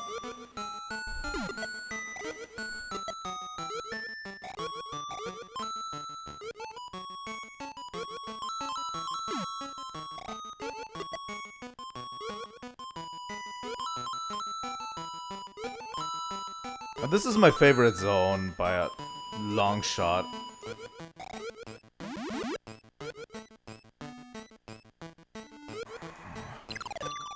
Ouch.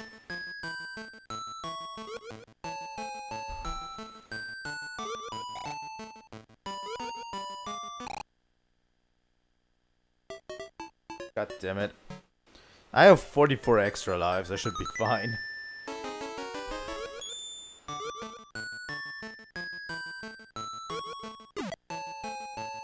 Also, never knew that in space there were these pigs.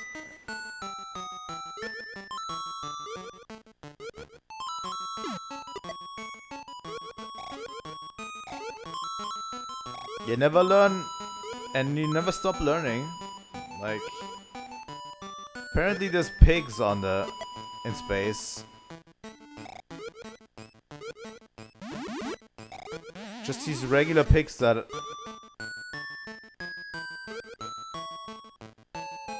Just these regular pigs that shoot balls at you. But yeah, as you might notice, the physics are very, very floaty. But you have a great deal of control over it, actually. It doesn't feel like you have no control. It's just this motion, and you control the fall, basically. You control what happens during the fall, and the longer you hold the button down, the longer the jump is going to be, you know? So you still have quite a bit of control over all of this.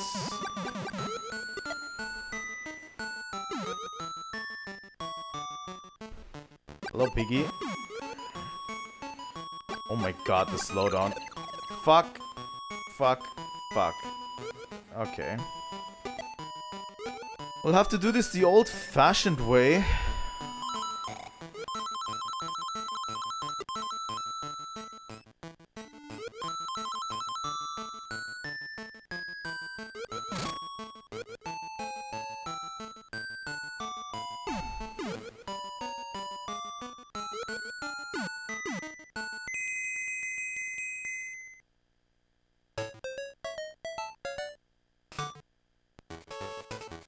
Sadly, because the bonus level...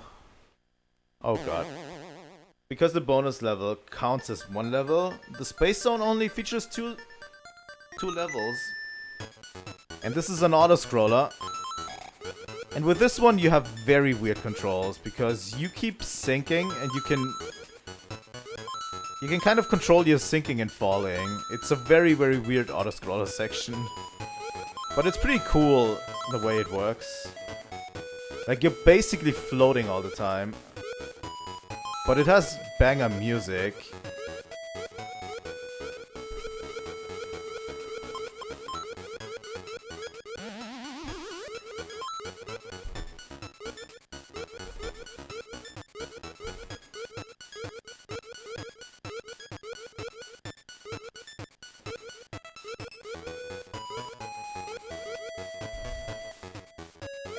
So yeah, it's not really like a jump, it's more like floating in the controls section.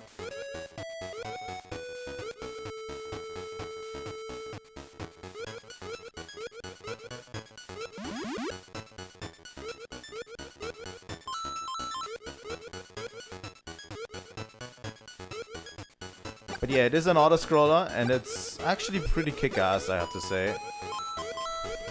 I like this auto-scroller quite a bit.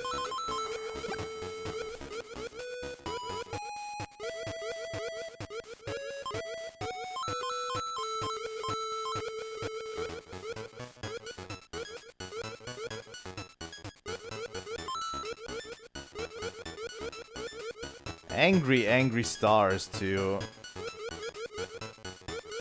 These stars are pretty mad at us.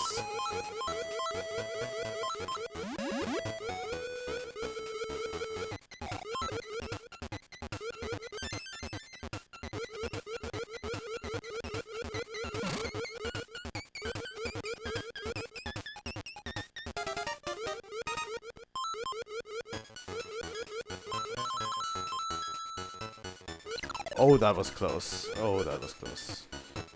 Alright. Okay, it's time for the boss of the Space Zone. Which is our good friend from Super Mario Land 1, Tatanga.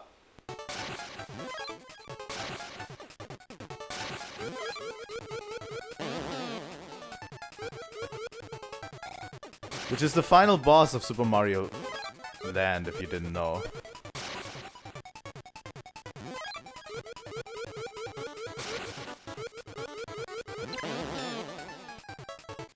But yeah, we have to hit him 3 times, but his attacks can get quite annoying.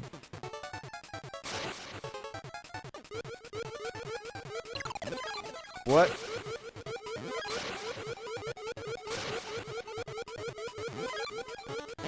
There we go.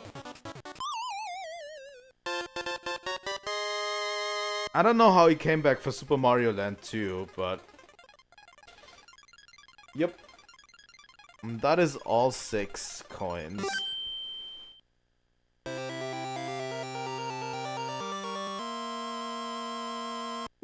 Oh, sorry. Sorry, guys.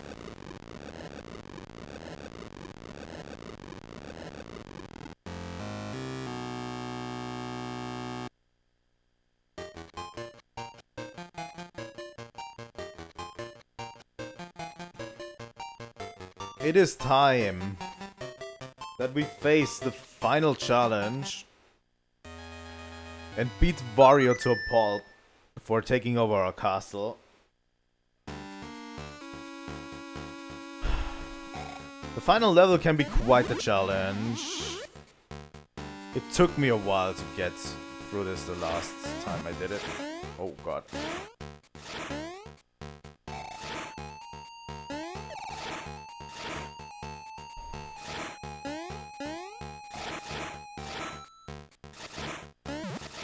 It's a pretty iconic final level in my opinion.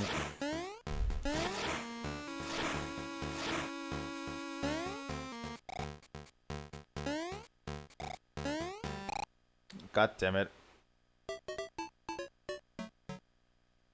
Alright.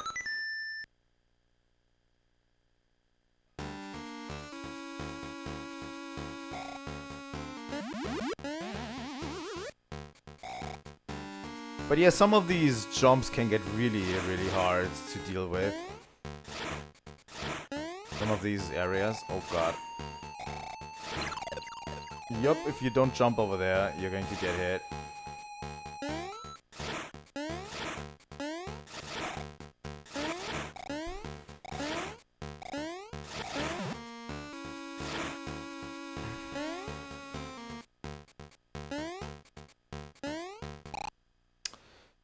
I jumped too high on this one.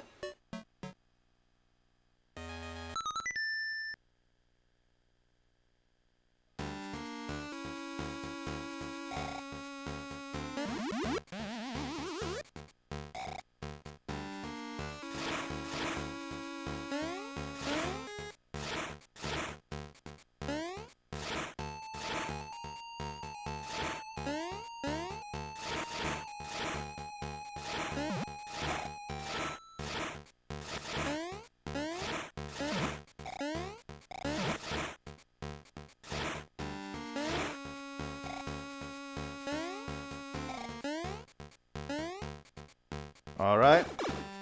That was floor number 1.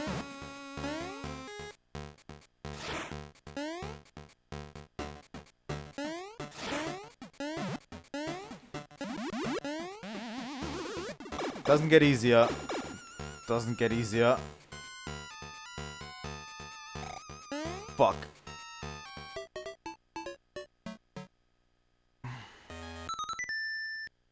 I think... yeah, there's no checkpoint here. You have to start over from the beginning.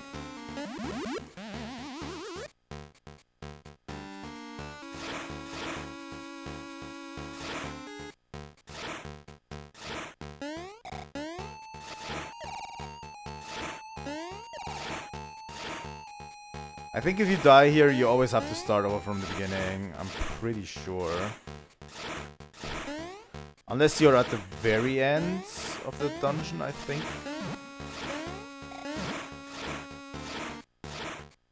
So yeah, this is a final level you actually have to learn, you know.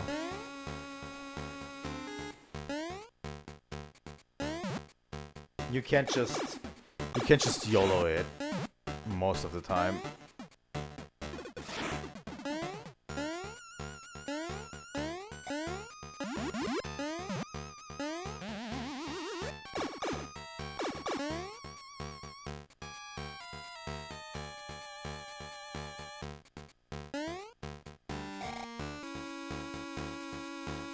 Yup. This is the most difficult section, I would say. One of the most difficult sections. God damn it. You need to time it right so you land on the platform. We'll be here for a while. Which is good because the stream still has a way to go. We still have like 1 hour left to finish this. You know?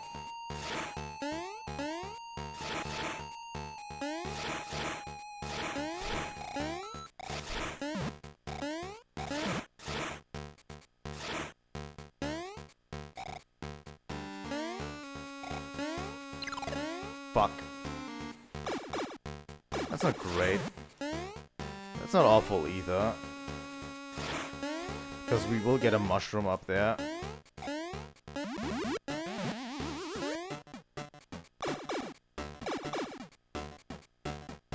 Like a fire flower helps us in nothing here. Really.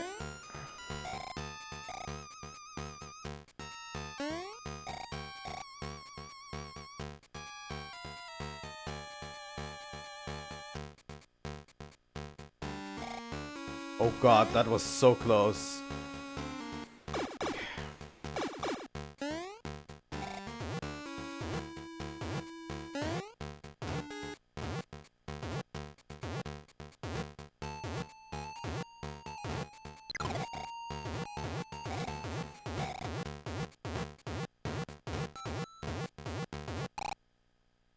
God damn it. I forgot.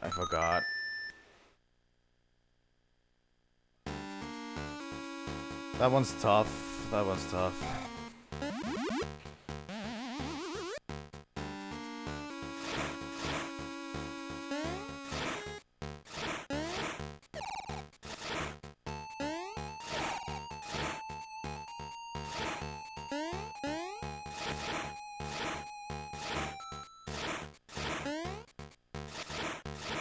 I love how there's basically things in this final level that are not seen anywhere else in the game, you know?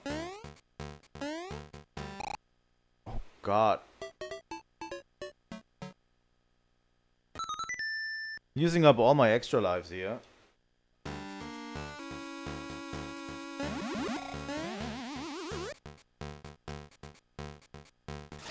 I wasn't kidding around when I said this is like an absolute hardcore level.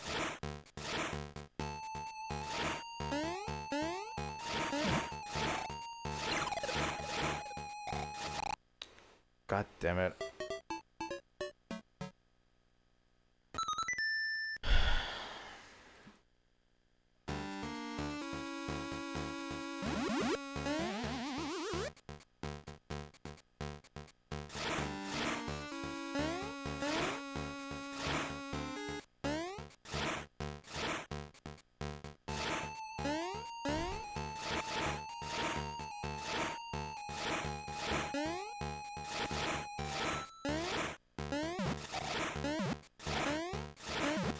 I must be careful, but also decisive at the same time.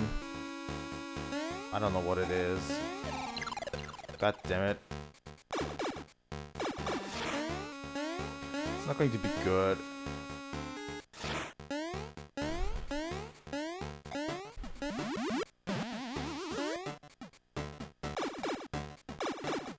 Alright. This is one of the most horrible parts of this entire thing. Because of the way it punishes you immediately if you do something wrong. Like if you fall into the lava, you're done. You're basically toast. And you need to execute this so quickly. You need to duck and then jump afterwards. I don't know why my brain can't handle this today.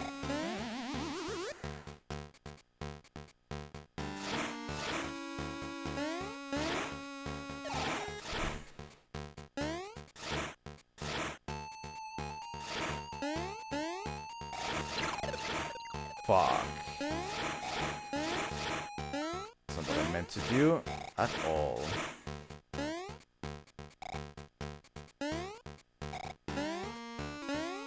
Alright, I did it. I managed to get past it without the mushroom.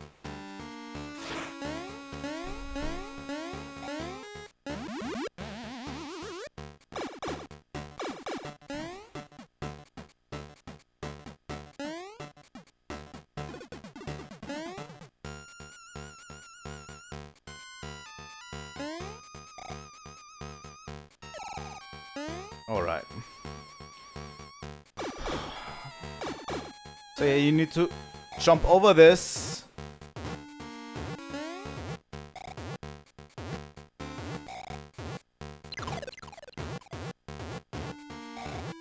God fucking damn it. Oh my god, I did it. That was so close.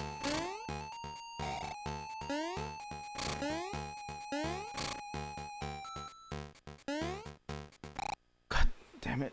Ah! This is where the platforming loses me a bit. Because everything feels a little bit slippery.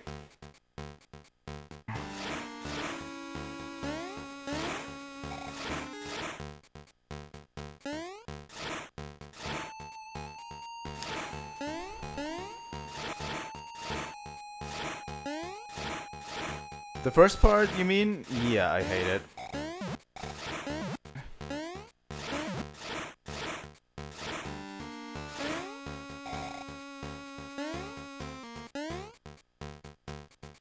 Should actually not be that much of an issue.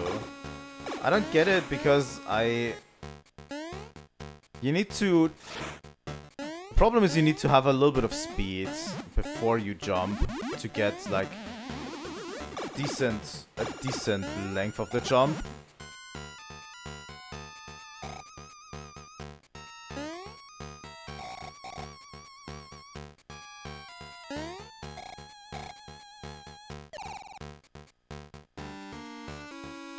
And you cannot get that. The problem is you need to jump over these activation platforms and you get through it relatively easy, but I keep screwing up. You know?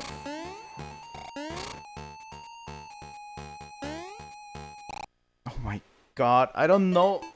It seems so hard for me right now to control my jump.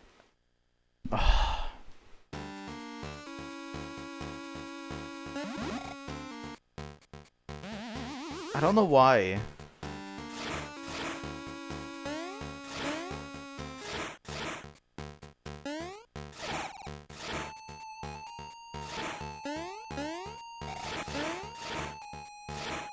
I guess some weird momentum going on, I feel like.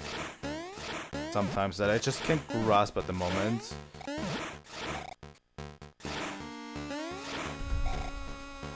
This has to be like automatic.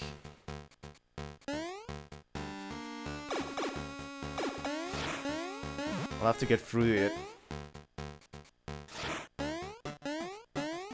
I'm doing better at the first part.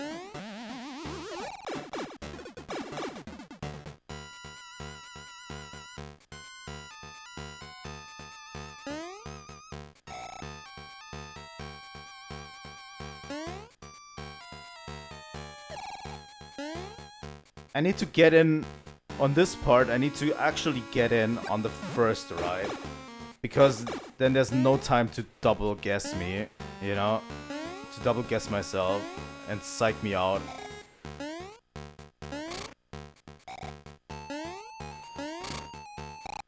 God fucking damn it. Ah! Why can't I do the simple jumps anymore? These are simple. These are the simplest of the simple jumps. Been doing pretty well this entire playthrough. And now this level is kicking my ass. I don't get it. Shouldn't.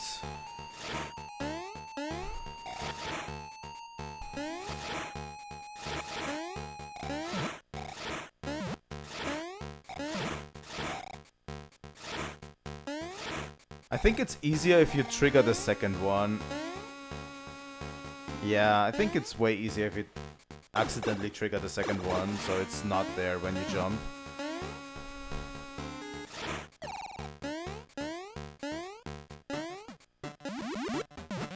I swear to god the game didn't feel as floaty before when we did the other challenges.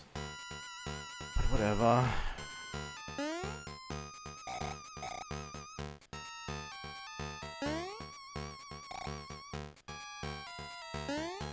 Okay.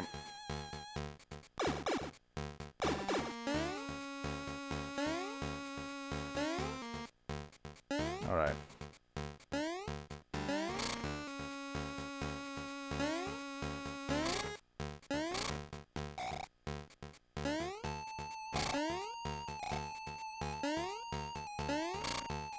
Alright.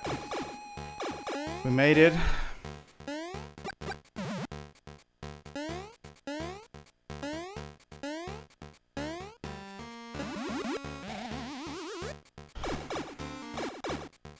Only one corridor left.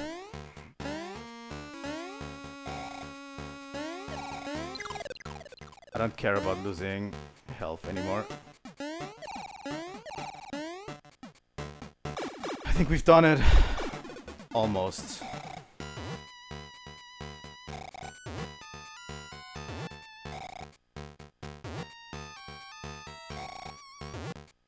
Game is lagging quite a considerably amount, I have to say. Oh yeah, I remember you. Weird Wario balls. There we go.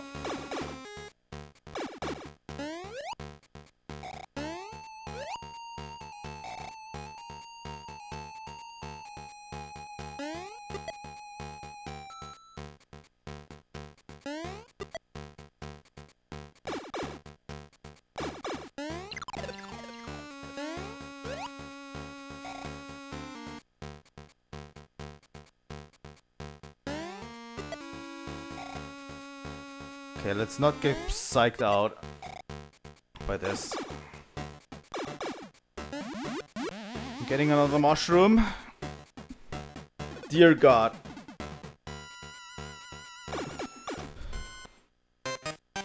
Hello, Wario.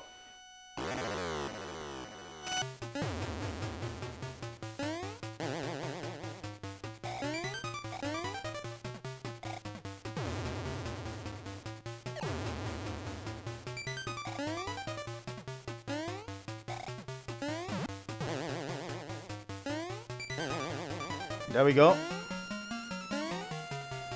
What will you do, bro?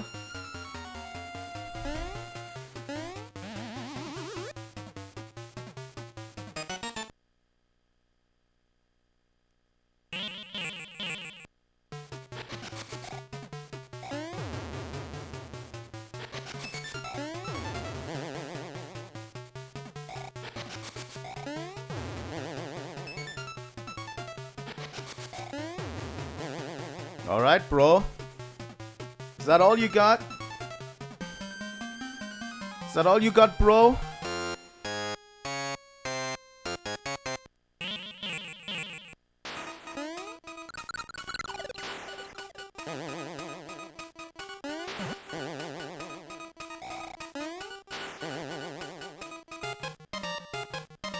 I'm making this seem a lot easier than it actually is.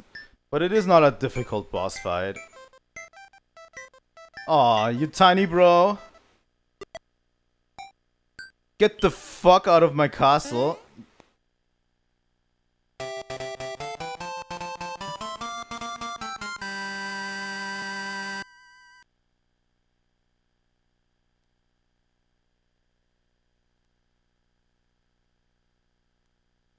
Oh.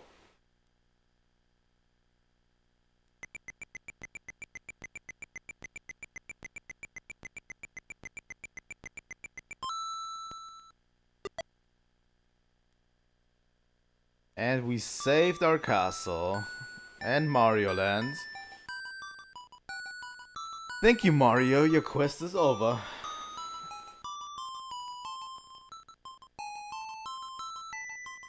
Yeah, that was a solid 1.5 hours, I would say, around. It's a pretty good game, you know. Back in the day, it was a lot harder, I have to say. These days, I still enjoy it, you know.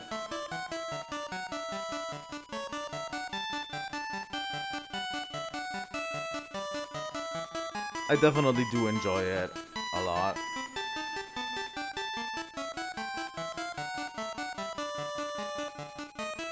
But it was fun.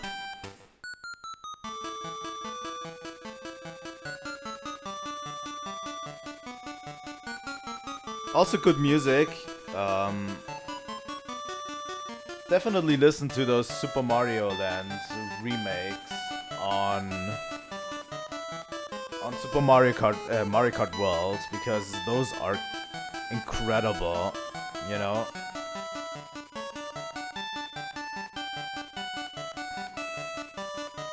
But yeah, they did a decent job of upgrading the original Super Mario Land into this game. And I don't know, it's got its charms, obviously.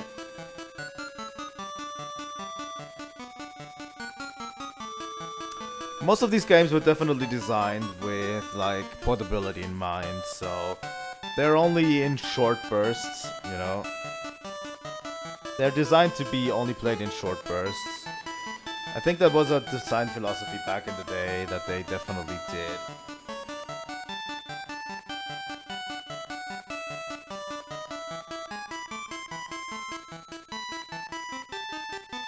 But yeah, this one was a decent one. But yeah, I'm going to give Super Mario Land 3. Super Mario Land 3 will get its own separate stream. We're going to set it up. Might not even be a Retro Game Thursday. If I'm streaming on the weekend, it's going to be like...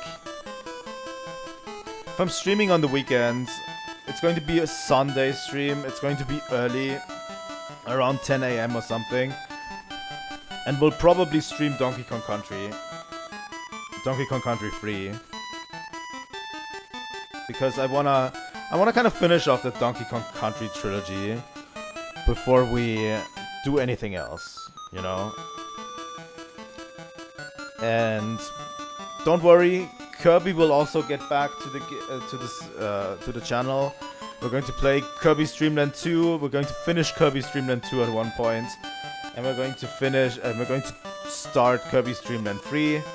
That's all settled. We're going to go through the entire Kirby series at one point as well. Because I'm kind of intrigued about the Kirby series. And this series will also continue. It gets a separate stream. It might just be next Retro Game Thursday. Although next Thursday I'm not streaming. So it's not going to be a Retro Game Thursday probably. I don't know, maybe it's a weekend stream, maybe it's a Retro Game Thursday. I'm going to look into it, you know. So yeah, but it's worth playing. If you have a Switch and you have Nintendo Switch Online, check out their Game Boy catalog, because a lot of really, really good games and hidden gems are on there. And I would definitely advise you to try them out, because honestly, don't let these old games die out. They are so much fun. I replay them from time to time, and they're just so much fun. It's the same with indie games, you know? Don't let indie games die out. Always support indie games. Because these are just different times, you know? I just enjoy them as much. And I will enjoy them as much. And we're going to play more on Retro Game Thursdays. One thing we can check out real quick. What do we have in terms of retro games on the thing? We have a Donkey Kong game. I think that one is like more of a puzzle game. Pretty sure. We have Donkey Kong Land, which I think replicates Donkey Kong Country. Donkey Kong Land 1, I think, was a separate game that had different levels. But Donkey Kong Land 2 and Donkey Kong Land 3 are basically Donkey Kong Country ported over. Which is weird. We could actually start playing the Mega Man series at one point as well. Mega Man is also a series that I've had contact with, but never really touched a lot. I don't know. And yeah, we're going to continue Kirby Stream Land 2 at one point.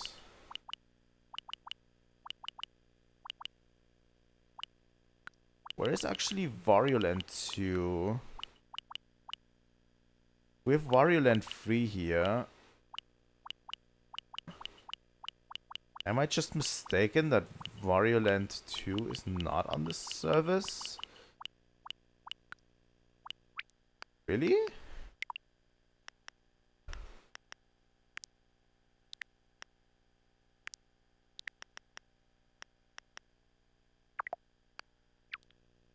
Can I... Is Wario Land 2 not on the service? I thought it was. Super Mario Land 2, Wario Land 3. Apparently not. I was 100% sure it was, but okay. Alright. That's where we're going to end the stream for today. Sorry if it was a little bit of a shorter stream. But that has to be like, that has to be sometimes too, you know? So, tomorrow I'm away from home. I'm going with my work, with my colleagues to a summer get-together. So I won't be home. And on Saturday, I'm going to celebrate with my sister, her birthday. So, you know, not much to do for the weekends. As I said, if I'm going to stream on Sunday, it's probably going to be Donkey Kong Country 3. I want to finish the game if I can, you know, in one go. Maybe we'll have to take 2 goes, but I hope it's only 1 go. And then we have played all 3 Donkey Kong Country games, which is interesting, you know. That is a series that is like done, basically. And yeah, I can announce the next streams as well. On Monday, we're playing more Banjo-Tooie. We have made it to Grunty Industries, and it's finally time to cash in our Jiggy checks. On Tuesday, I have planned for a new game, but I have not done any work for it so far. I have not done any research and any work for it. We might not play a new game on Tuesday. We might choose to play any other game, maybe. And on Wednesday I have plans to return to Trails in the Sky 2nd. It's been 2 weeks since we didn't play Trails in the Sky 2nd this week. We're going to play it next week. Definitely. But yeah, that's about it today. Thank you guys for joining me. It was fun as always, and I will see all of you maybe on Sunday if you have time. If not, that's okay too. I'm going to be here playing games as usual. So thank you guys so much for watching. I will see all of you next time. Trilightning out.